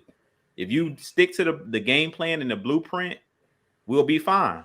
You don't have to do nothing spectacular. The Patriots are an average team. Like, everybody's looking at the Patriots and they're on a win streak. Yeah, they're on a win streak. Yeah, they just blew out the Browns. But they're not an explosive team. They're just a fundamentally sound team. And that's pretty much been New England's blueprint from day one. That was their mantra, do your job. So Dean Pease, being a former coach of the New England Patriots, he knows that Bill Belichick, they're going to have their guys ready to play. And he talked about it. Dave Ragone talked about it. What the Patriots are not going to do, they're not going to beat themselves. So in this game, X factor on defense is the defensive line. The reason I say that, and I talked about this a little bit in my video, so go over to TalkSports and check out my video I did earlier. I talked about the Atlanta Falcons and their chances of making the playoffs. Basically, it comes down to you're doing the small things. We talk about those 1 to 2 to 3 to 4 plays in a game that's either going to swing the game and the momentum your direction. In this last game, we forget about early in the game, Eric Harris has a pick 6 if he just catches the ball. Like, it's those type of plays that you have to make to win the game. You forgot one more play too. The Russell Gage drop pass in the red zone. Yeah. Oh, yeah. Yeah. And then on offense, my X factor on offense, it's going to be the running game. Like, we keep looking at these receivers, and Mike was talking about the Oompa Loompas and they're little and all of that. At the end of the day, Arthur Smith's bread and butter is running the football. He talked about when he came here, he was going to change the culture. What is KStylzz? What's your favorite line? Run the damn ball. That's it. We got to go back to it. Stop falling in love with the pass and do what your bread and butter is. Run the football. Move another man against his will. That's what the Patriots do well. They don't do nothing flashy. They just line up between the lines and say, we're tougher, we're bigger, we're stronger than you. We're going to push you around the field. We're not going to throw the ball all over the place like Patrick Mahomes. We're not going to throw the ball all over the place like the Rams. If you watch the game between the Rams and the 49ers lined up and gave the ball to Deebo Samuel and ran it down their throat. That's pretty much what they did the whole game.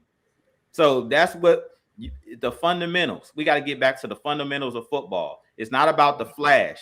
Like Kyle Pitts in this game, I don't expect Kyle Pitts to go off because we know that Bill Belichick is going to take away what you do best. So in this game, you're going to have to run the football. So whoever that is in that backfield, if Mike Davis come out here slacking, put Wayne Gallman in, put Quadre Olsen, whoever is ready to play and is running with that right attitude, and they're not dancing, they're hitting the hole. Wayne Gallman in this last game, even though the game was out of hand, he was running hard. So Mike Davis come out here tippy toeing, take him out the game, man. Put somebody in that's going one cut and hit the hole. So in this game, it's going to be the running backs and the defensive line. To me, you got to win the line of scrimmage in this game. That's what this game is about. Hey, Mean Red Machine, appreciate the love, man. Appreciate the love. But before I get to what I was laughing at, let's get to this $2 super chat here. That had me $2. He said, Jerron Way said, by the time we got rid of Jacob to Tui Fruity. Oh man, he was good. He was good. It's just the issues, just like they said earlier, they're starting to weed out most of the previous regime players now. They weeding them out one by one. You notice we haven't seen John Kaminsky at all this year. Nope. But Stone Decatur came with some crazy ass shit. He talked about we need Matt Ryan to run the ball. Mike, go ahead and do the infamous. Oh man, look what y'all done did now. Oh hell no. Like, He like run the ball. But them eyes went like, boy, hell no, he already getting hit in the pocket. You want some more free shots on him too? But X factors. Offensively, is going like we just said. Cordell Patterson most likely would not be playing. Yep. So Kyle Pitts is really your main offensive receiving weapon that is actually been consistent the last few games. Wayne Gallman, and the way Wayne Gallman ran when he got his opportunity, he's gonna have to be the X factor this game offensively. Because they need a north and south runner right now, and Mike Davis is not providing that north-south ability. Like I said, my thing with Mike Davis and the main problem that I see with him is he looks for more contact than he is looking for holes to run through. And you can kind of tell by the way he runs. But like I said, Wayne Gallman, his one cut north-south ability is definitely what this running game is definitely going to need offensively. Defensively,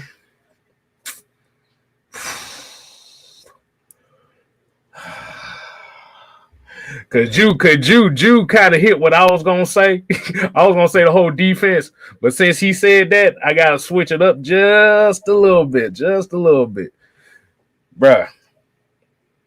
We gotta get Richie Grant out there, man. He's got to be the X factor for this guy. If Jalen Hawkins can't play, you gotta throw Richie Grant out there.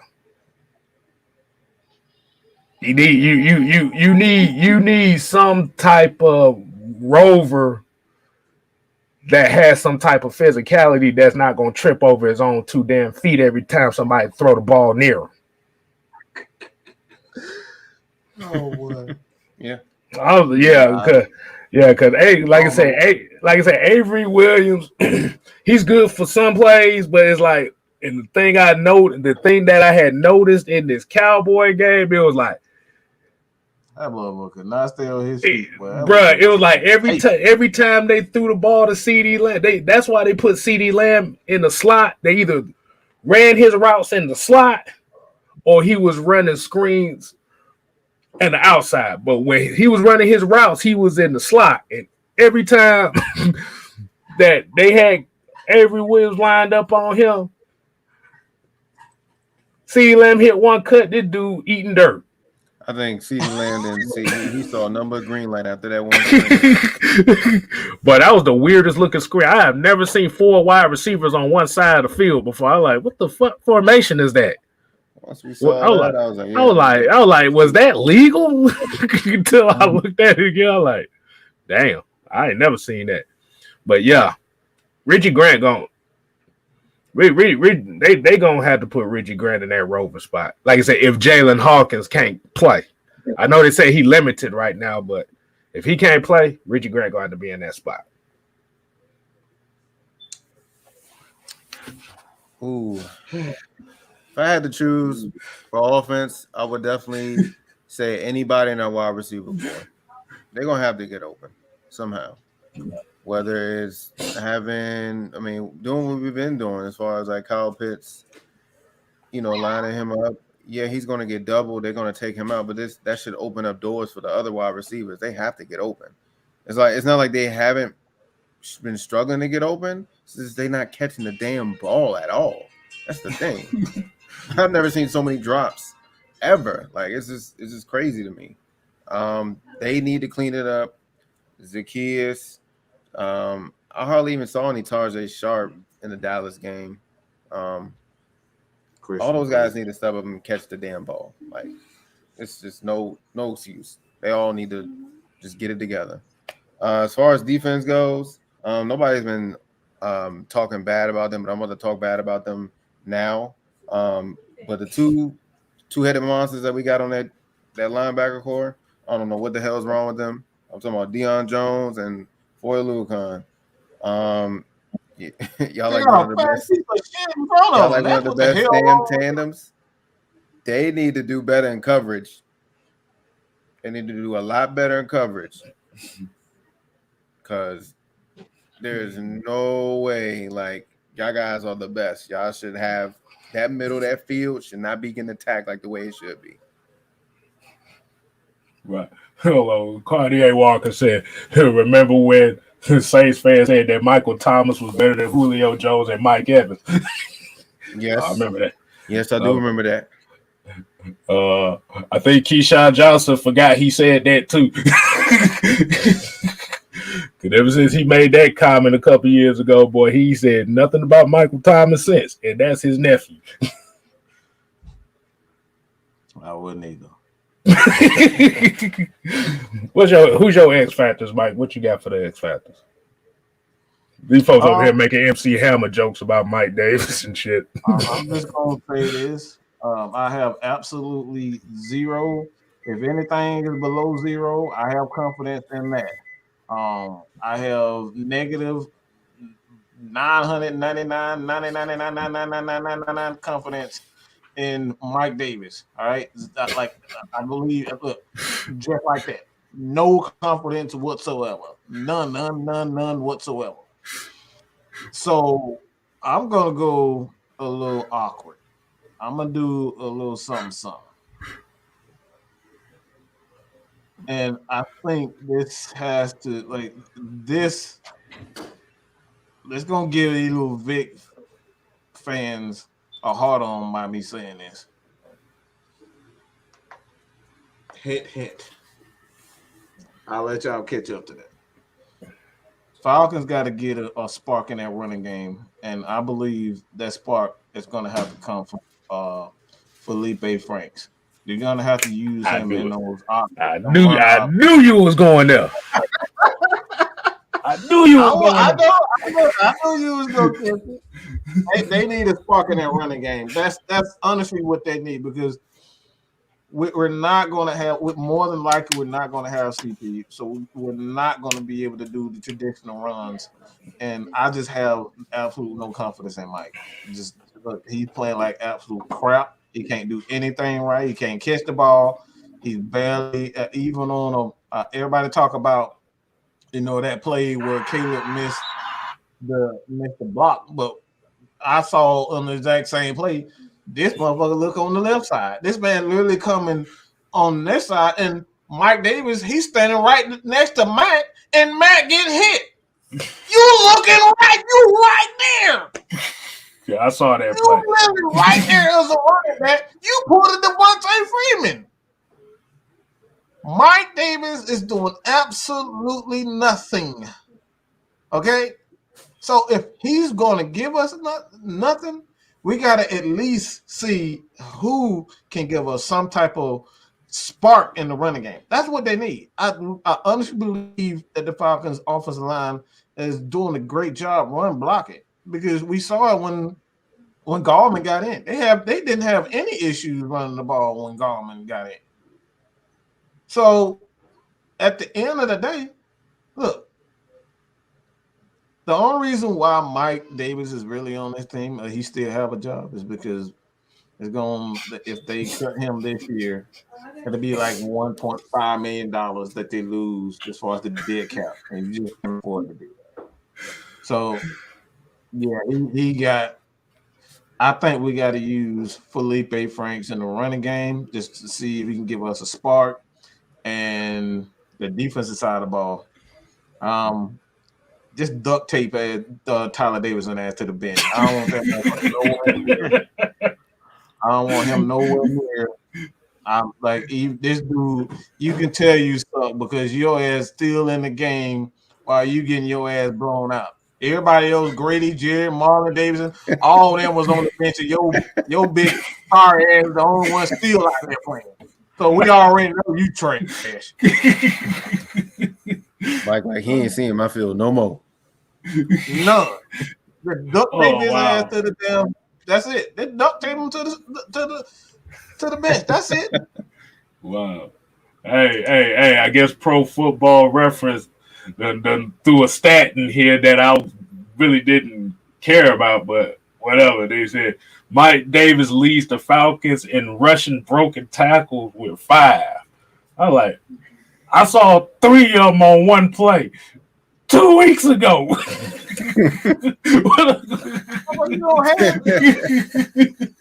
All you get is 1 yard, and that's it. You break that one tackle, and then you go for 1 more yard. He got those broke tackles in that one Carolina game. That was it. That's the game I'm talking about. I'm like, bro, I don't care about that because he only ran the ball 88 times for 289 yards and 1 touchdown so far.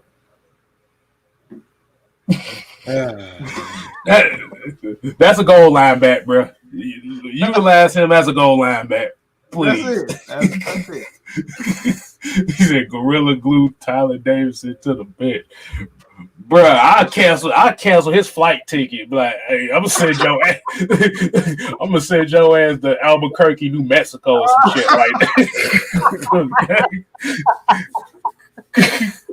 Oh, you gonna send him to Albuquerque?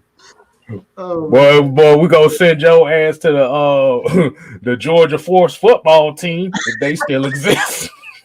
I was about to say, you know damn well they don't exist. Come on, man. Exactly. Just that they exist just as much as how good he is on the field. Hey, throw them questions in there, man. It's the Q&A section. Y'all throw them questions in there, man. We just gonna keep cracking jokes until y'all got some damn questions. But yeah, that's what I'm thinking. Like Gallman, like I say, the way Gallman was running, he kind of reminded me of Tevin Coleman, just one cut and go. Mm-hmm. And that's what Cordero Patterson does too. He's one cut and go. Like I said, Mike Davis is trying to pinball his way through. I don't know if y'all remember when y'all used to have them, where y'all used to be in school and be on the computer. They used to have that Space Cadet pinball game. Oh my God, bro! That's Mike Davis right there. Oh my goodness. Oh my God, boy! I got a question for everybody on this panel and even in the chat. What's up? What's one thing y'all fear about New England right now? Because I believe they're like number 2 in defense from the last time I've seen. Even with the players that they have, like, is there anybody, like, it could be anything, like their corners? Is there anybody that's like, damn, like, stay away? Their physicality. That's it. That's it. That's the only thing I'm worried about is their physicality, because for whatever reason, it seems like our Falcons don't play with the same intensity every game. Like if they would have came into that Dallas game with the same intensity that they came into that New Orleans game with, it would have been a different game. I feel like the Falcons don't play with the same intensity. And I talked about this a couple weeks ago. It's like we play up and down to our opponents. We don't, we play up for certain teams, and then sometimes we kind of sleepwalk into games. And I feel like that's kind of what happened last week. It's like you have to play with that same intensity. I don't care if you got to go into every game thinking that the team you're playing is the Saints, but you got to come to every game with that same intensity. Like you can't come in, sleepwalk into games thinking, okay, we're going to be able to just, they'll be afraid of us because we just beat the Saints. Like every game, respect your opponent. Like it don't matter who you playing. You got to come in there with that same intensity, and you have to have a certain standard. And that's what Mike, we've been talking about, creating a winning culture. KStylzz, certain teams, what you're going to get out of them. The Pittsburgh Steelers, they're a physical team. The Baltimore Ravens, they're a physical team. Like that's their brand.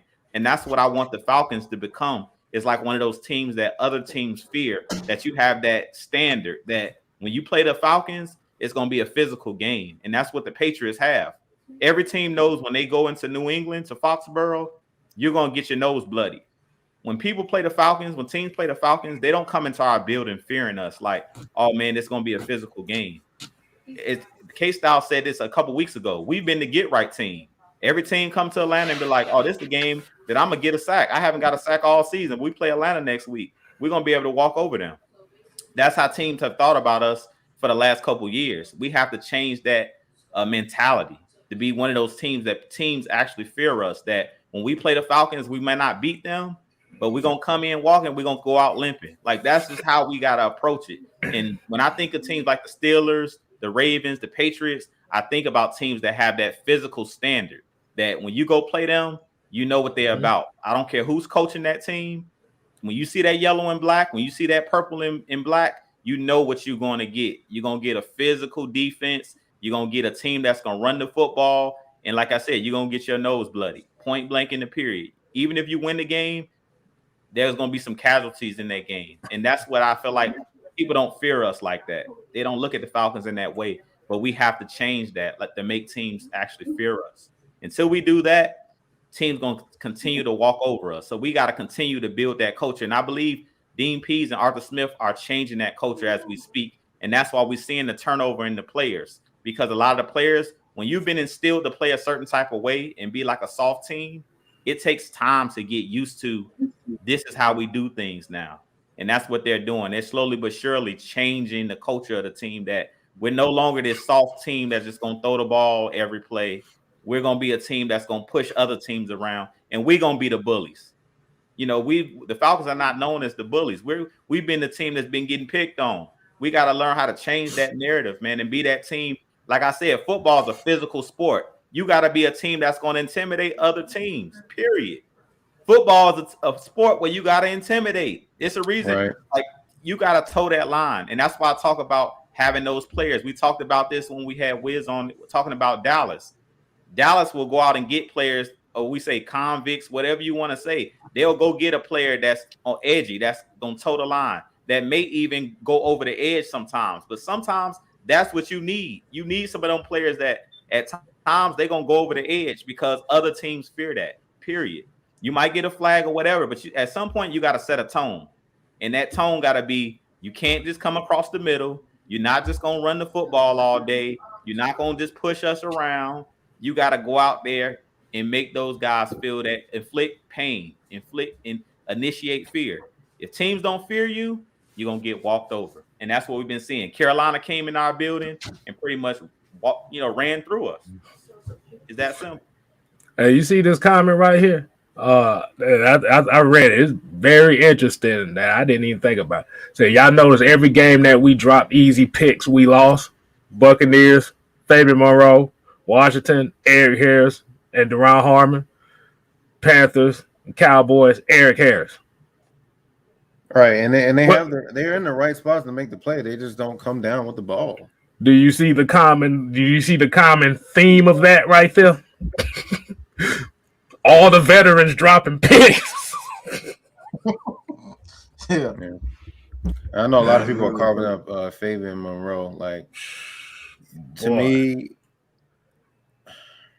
he has his games. I will say that. He will have his games where he does pretty decent. I think the real reason why I like him so much because he's more physical. Like, we always had like a number 2 corner that was always super like penalized. I'm gonna throw out one, the obvious one. Robert Alford was always that penalized one. was never really that physical. He Mhm. was just that speed guy. Mhm. But Fabian is more physical. He's excellent at tackling. I mean, hell, I mean, he's probably one of our best tackling corners besides AJ Terrell. I'm gonna be real honest with you, but I just like his physicality. Yeah, he has his games, and I know there's some calls that would be like, "Are you kidding me?" Like I think he played that very well, but you know the refs call whatever they want to call. But I think Fabian is a lot more physical than what a lot of people think. And hey, look, I'm about to say as bad as that sounds, can't nobody get no worse as a Falcons number 2 corner than Jason Webster.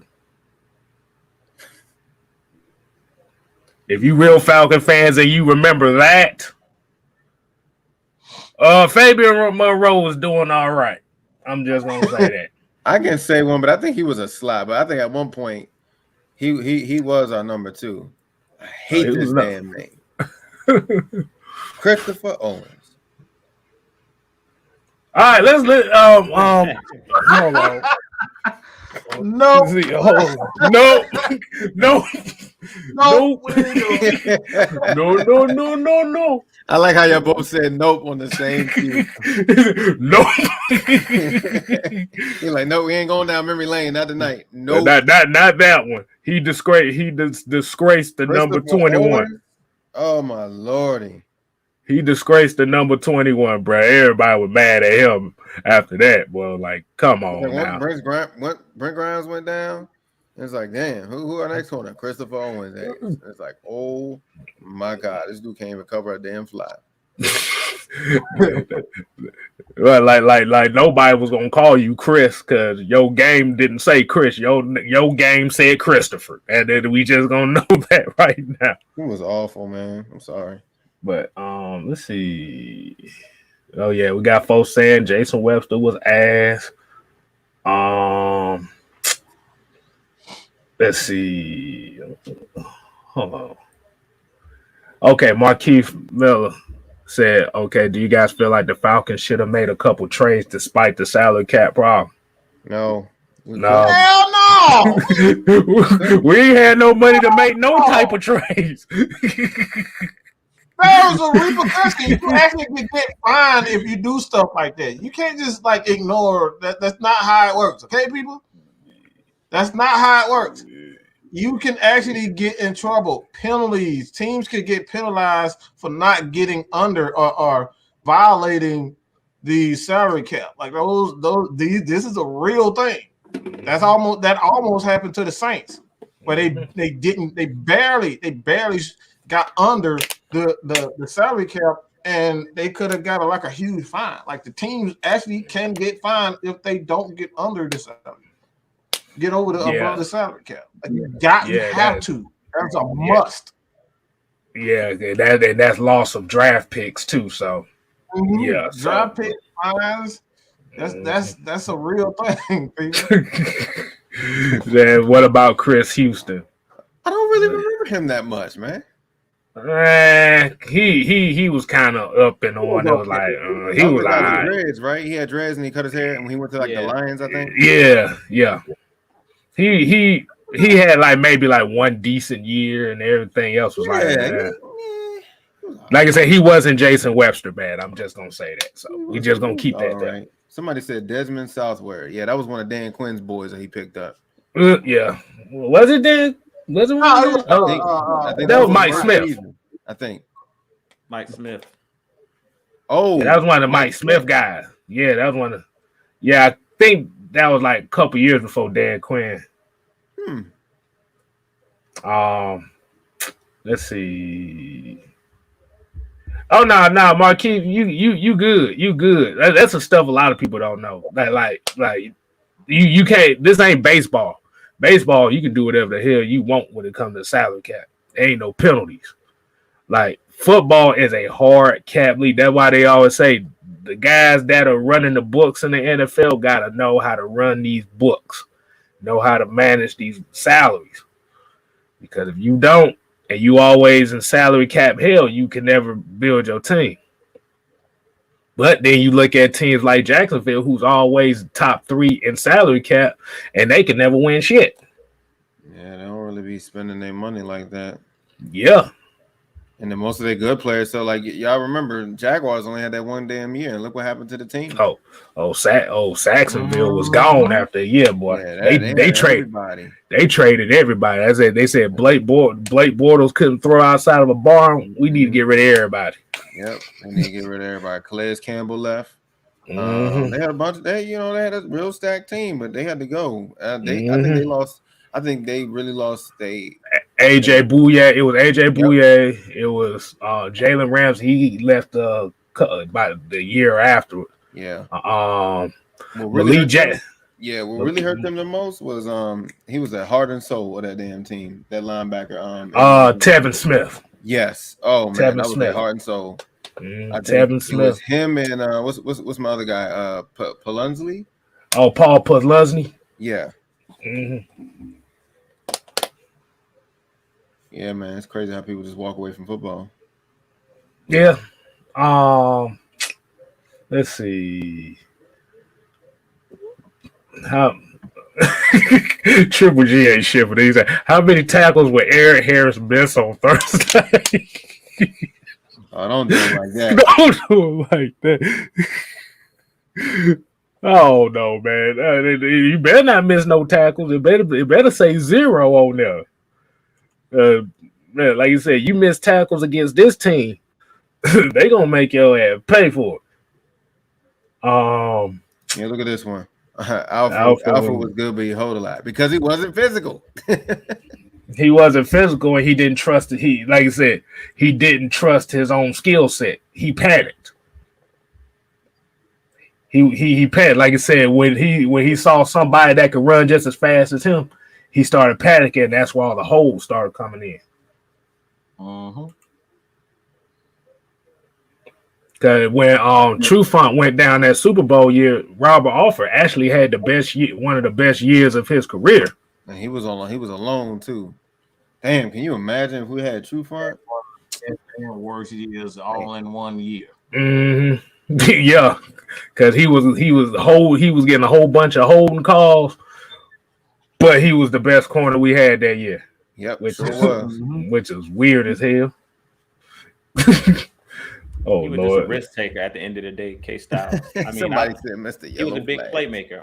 Robert Alford, yeah, he held and stuff like that, but he put me in the mind of Marcus Peters, like that plays for the Ravens. That's who he reminds me of. Yeah, because he gets a lot of like pass interference and stuff like that, but he's a guy that'll jump routes and take risky chances, and that's why he comes away with pick sixes and stuff like that. So that's what Robert Alford reminds me of, like a poor man's Marcus Peters, because a lot of people talk about Marcus Peters' interceptions and like he's a big playmaker, but he's a player that gets penalized a lot because he holds and he takes risks. He gets beat a lot on double moves and stuff like that because he's just a risk taker. Yep. Yeah, that sounds like Trevon Diggs a little bit, don't it? Exactly. Except he got his pick against us, so hey, whatever. I'm about to say we might well go ahead and wind it on down. I need to go take this damn medicine my damn self. Go ahead and start winding it down. Like I said, we definitely appreciate everybody tuning in for the heavy hitters tonight. You got the 4 heavy hitters this time, and you got J Rock, the Lord of the Discord, as well. So you got a full AFN show tonight. Yes, sir. Yes, sir. So y'all want to go ahead and get y'all closing thoughts out. Let anybody start that off. I'll start it off. Shouts out to Noah for that picture. I ain't gonna let that one go. I'm on the phone with my artist right now. So in the next couple of weeks, maybe months. Matter of fact, it's gonna be a Christmas gift for y'all. By Christmas time, that picture should be up. It should be on the media. It should be everywhere. Discord, YouTube, Twitch. Mike's eyes is gonna be on the billboard soon. Oh Lord. But shouts out to everybody that tuned in. I know we had like 160 people. Shouts out to y'all. Make sure y'all follow us on Twitch. We're 3 away from having the affiliate for AFN on Twitch. So make sure y'all follow. I will drop that link and also follow us on the Discord. We be talking. Well, I know I'll be in there sometimes. There's some other people that's all across the world. There's Falcon fans all over the world. Oh, good time. All over. You don't have to I can't keep up. They be on talking 24 hours. So y'all might join the fun. We talk about games, sports, football, basketball, anything. We talk about life. Just come join, come vibe with us. That's it. And of course, y'all can follow me on Twitch, my gaming channel. I'm back in the woodworks of streaming again, so feel free to stop by and say hello. That's all I got. Let's get into that super chat though. Oh man, we got $4.99 super chat by Calvin Gowdy. Say, if I'm Arthur Blank, I'm on the phone trying to get Earl Thomas. I don't care what he's going through right now. Get that intelligent thumper. I don't think I want his wife with that piece that she got. Done did. Cause the wife come in. You saw the stuff that he was going down with in Seattle. You think you want him in Atlanta doing that stuff? I'm good on that. boy, his wife gonna come with a Ruger in practice. Talk about, hey, I saw your snap. You hanging around Magic City. You threatening to shoot the goddamn place up, boy. But we can't keep getting retreads though, man. We got to get these young guys experience. Like, I know we love the nostalgia act of Earl Thomas and what he does, but when you got young safeties like Hawkins and Richie Grant and stuff like that, like bringing in an Earl Thomas is not gonna do nothing but kind of stunt them from getting their playing time. So I kind of disagree on that. But go ahead, Ju. Well, go and give him your final take on that, man. Your final take of the night. Yeah. Well, for the Earl Thomas thing, I'm good on that. I'll keep Eric Harris. I'm good with Eric Harris, man. I'm good on the Earl Thomas. We seen when Richard Sherman tried to come back just off the couch, got hurt. He's playing with the Bucs, so I'm good. I'm good on the old Legion of Boom guys at this point. I'm done with the old veteran, injured players. We good on that. But exactly. We want to thank everybody for tuning in tonight as always. Make sure you guys hit that like button on the video. Make sure you guys hit that subscribe button. I'm not too sure how far we are on AFN from 2,000, but help us get to 2,000. Yeah, 2K. Yeah, that's the next milestone. I think I'm almost at 1,500. So y'all continue to just hit that like and subscribe button over on TalkSports as well. 6-Man, KStylzz, AskMADMIKE Sports. We appreciate you guys.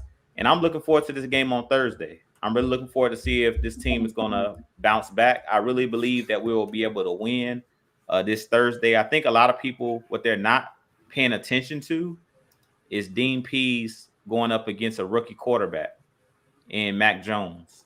I expect the Patriots to come out and run the football, but if we come out and play the way we played against the Saints, physical, and even against Dallas, we did a pretty good job against Dallas of stopping the run. They ate us up as far as the secondary with their wide receivers, but we were pretty stout in the run game as far as stopping the run. So if you stop the run in this game and make Mac Jones beat you, I'm going to live with that. If Mac Jones beats me in this game, if a rookie quarterback comes out and beats a Dean Pease-led defense, I'm going to walk to the middle of the field, shake your hand, and say, you got a hell of a young player over there. But at the end of the day, put this game in Mac Jones' hands. I don't believe in rookie quarterbacks.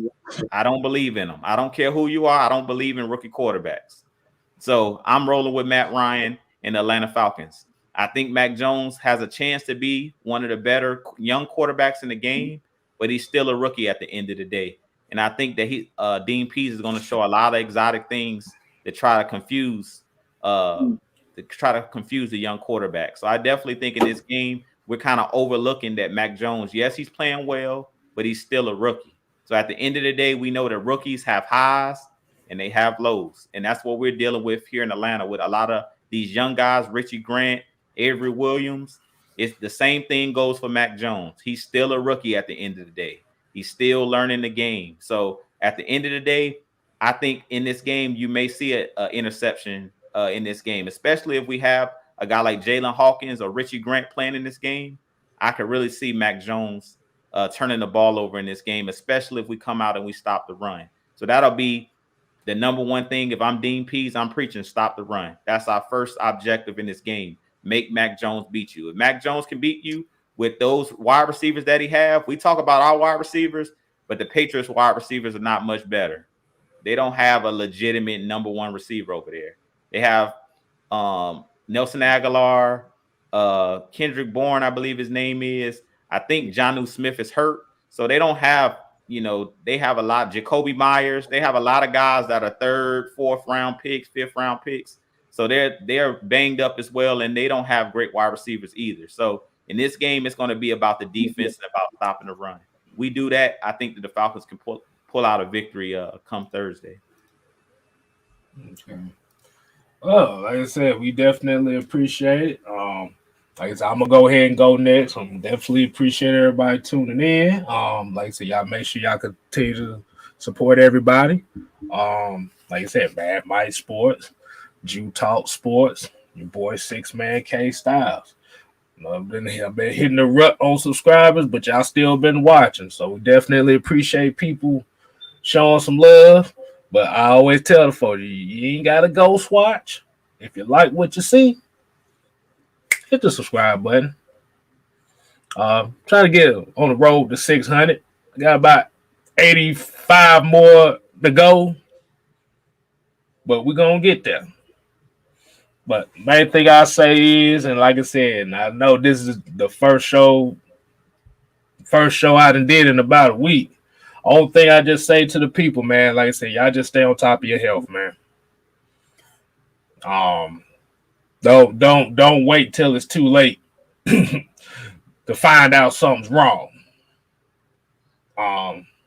So definitely, like I said, if you ain't did the yearly checkup things, anything like that, I advise people to go ahead and do it. Because look, I was about to say, you would rather know what's going on than instead of waiting till it's too late to know what's going on there, because you might not get a second chance to get that corrected. So yeah, I'm glad to be back. Like I said, I'm getting there.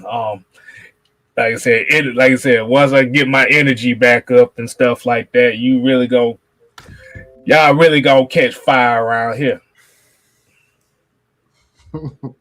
I'm just gonna let you know. Believe it. Yeah. But let's say after the 30th, we probably might do like a post game thing on Friday or something. But I know I ain't gonna be able to do no post game after the game. Yeah, I gotta go work. I gotta go work that next morning. I can't afford to do no damn post. I might not. I'm trying to contemplate if I'm gonna do the 6-man convo Thursday if the game is gonna start at 7:30. If I don't do it, like I said, you just gonna get kind of like an expectation video from me that day. So like I said, I don't want to rush through no stream just to get to a game. That ain't what y'all come to see. But definitely, like I said, appreciate it, Brandon. Yeah, like I said, just take care of yourselves, man. Like I said, do whatever you got to do to try to live as long as you want to live. And that's all I got to say on that, man. We're going to give it to the closer. Bad Mike. Congratulations, Cartier Walker. Oh, man. Congratulations, man. Congratulations. Oh, absolutely. Congrats, man. Oh, man. Yeah, man.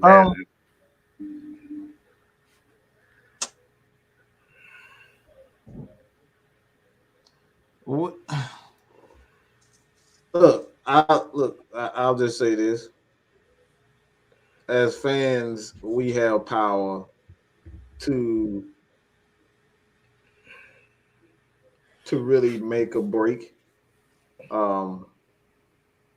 Whether it's stuff that you like, you have the power to make a break, or at least let a lot of people know, especially if you hold a certain level of influence.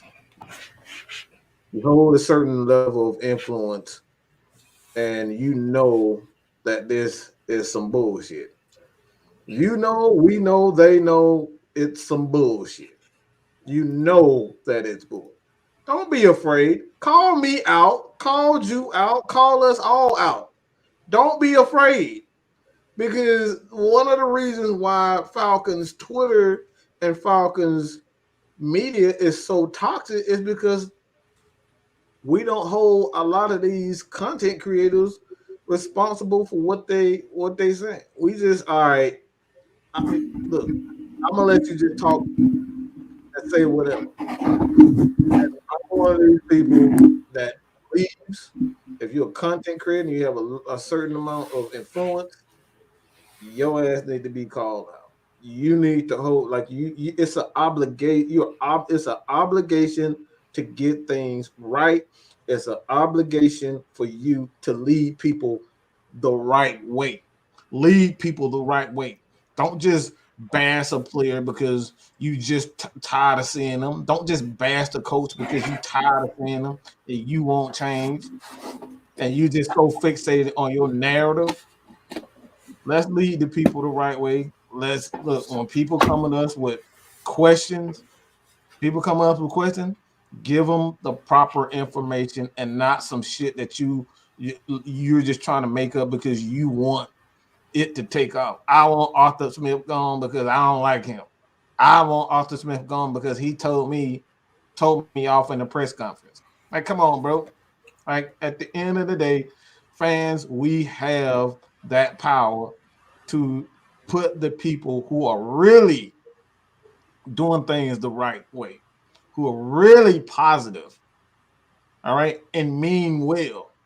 We have the power to really make these people, put these guys in the forefront, whether it's me, whether it's J-Rock, whether it's whomever. Let's do that as fans. Let's speak up for the people that's doing things the right way. Let's speak up for the people that's really, and for a fact, they got some fire-ass content, and look, they need to be seen. That's what we need to stop. Stop promoting the bullshit that y'all know is garbage. Y'all know they're not talking the truth, and they're just making up stuff just to be making up stuff because they need clicks. Let's reward the people who are really doing great jobs. And that's all I got to say, bro. Let's reward people who are really doing a great job. And not because we like them or he's my best friend or she's my best friend. Reward the people who are really doing great things. And that's all I got to say about that, man. Man. But shouts out to Carter Walker for this. He was talking about thanks everyone. Love y'all. I know it's football, but that shit makes us come together from all over. We all we got. Yes, sir. Congratulations on that. That's gotta be that's good. That's yeah. Mm-hmm.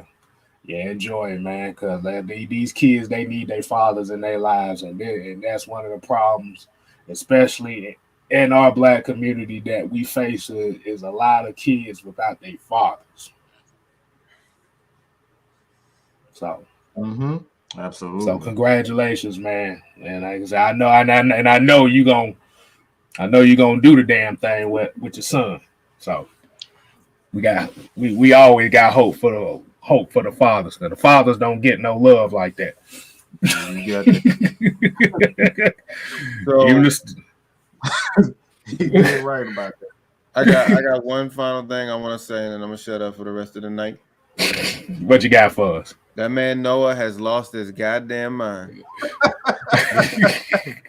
Oh Noah, my God. go ahead. If possible, can you go ahead and expose the link to everybody in the chat?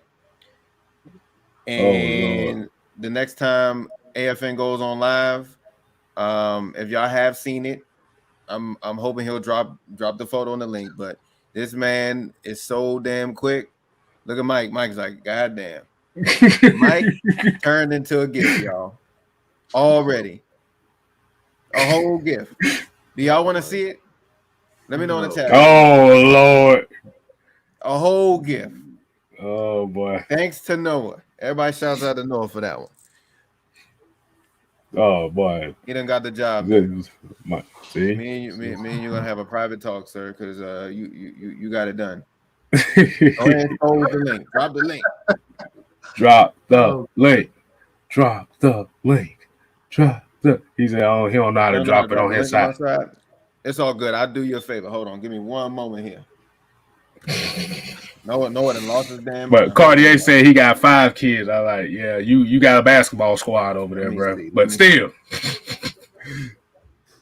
congratulations. But still, that's what good fathers do. Oh Lord, what the hell you about to? What? I don't see what the hell you about to have us doing. Put this bigger. All right, y'all. Y'all want to see this?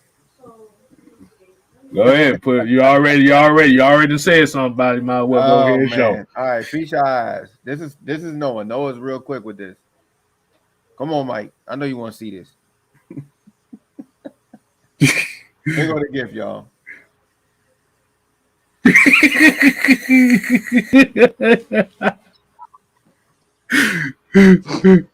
Y'all done, look, he done. That's that. That's it. That is it. That's it right there. That's that look. That's all it takes. That's all I wanted. That's it. That's that. Look, that's that. Boy, what the fuck is you talking about? Look, exactly. The fuck is you talking about? Matter of fact, what I'm gonna do probably before, probably when the show ends, I'm definitely gonna put that in the Discord. So if y'all in the Discord, that's gonna be in there. That's gonna be the new gift for the AFN channel. Hey, look, that's gonna be the look he give every time Mike Davis runs the ball for 1 yard or less. That's gonna be the look every time you see Tyler Davis and get pushed back 3 yards. When he on the field, he'll be like, "Oh, they done messed up now. They done messed up." He said, "Try it again, Marasaka." Oh man! Hey, look what Noah said. He said, "Mike, you can get me back tomorrow." Oh Lord, Mike vindictive like that, boy. He'll get your ass. You ain't gonna know when it's gonna happen, but he'll get you. You see that look? I think you can save it now, Mike. You can actually put that on Twitter. Oh my goodness, man! Hashtag Mad Mike Sports. Hashtag AFN thing. This was good. That was fun. Well, I'm gonna say that because I might use that too. I might use that too. Oh goodness! You said you about to use it? I might use that. I might use it. I don't know yet. Shoot, we got 2 now. We got 2 in the bag. Who gonna make that third one? But we're gonna go ahead and wind it down for the night. Like I said, we definitely appreciate everybody tuning in. Like I said, be on the lookout tomorrow for Noah Tyndale's Wednesday nights. Y'all make sure y'all, what is it, 10:30? But yeah, 10:30. Y'all make sure y'all go in to show him some love on AFN. Wednesdays 10:30 for his show. Like I said, I don't know if I might do the 6-man convo this week because I ain't finna rush through no show, but we'll see. But here at AFN, you know what we always say? Uh-oh. What's up? Oh, I thought you done caught something. No. I'm going off. What you about to say? Because I already know what you about to say. Oh no. I was about to say we AFN here. We ain't here to play. We here to stay. You ain't got to go home. But you gotta get the hell up out of here. Deuces.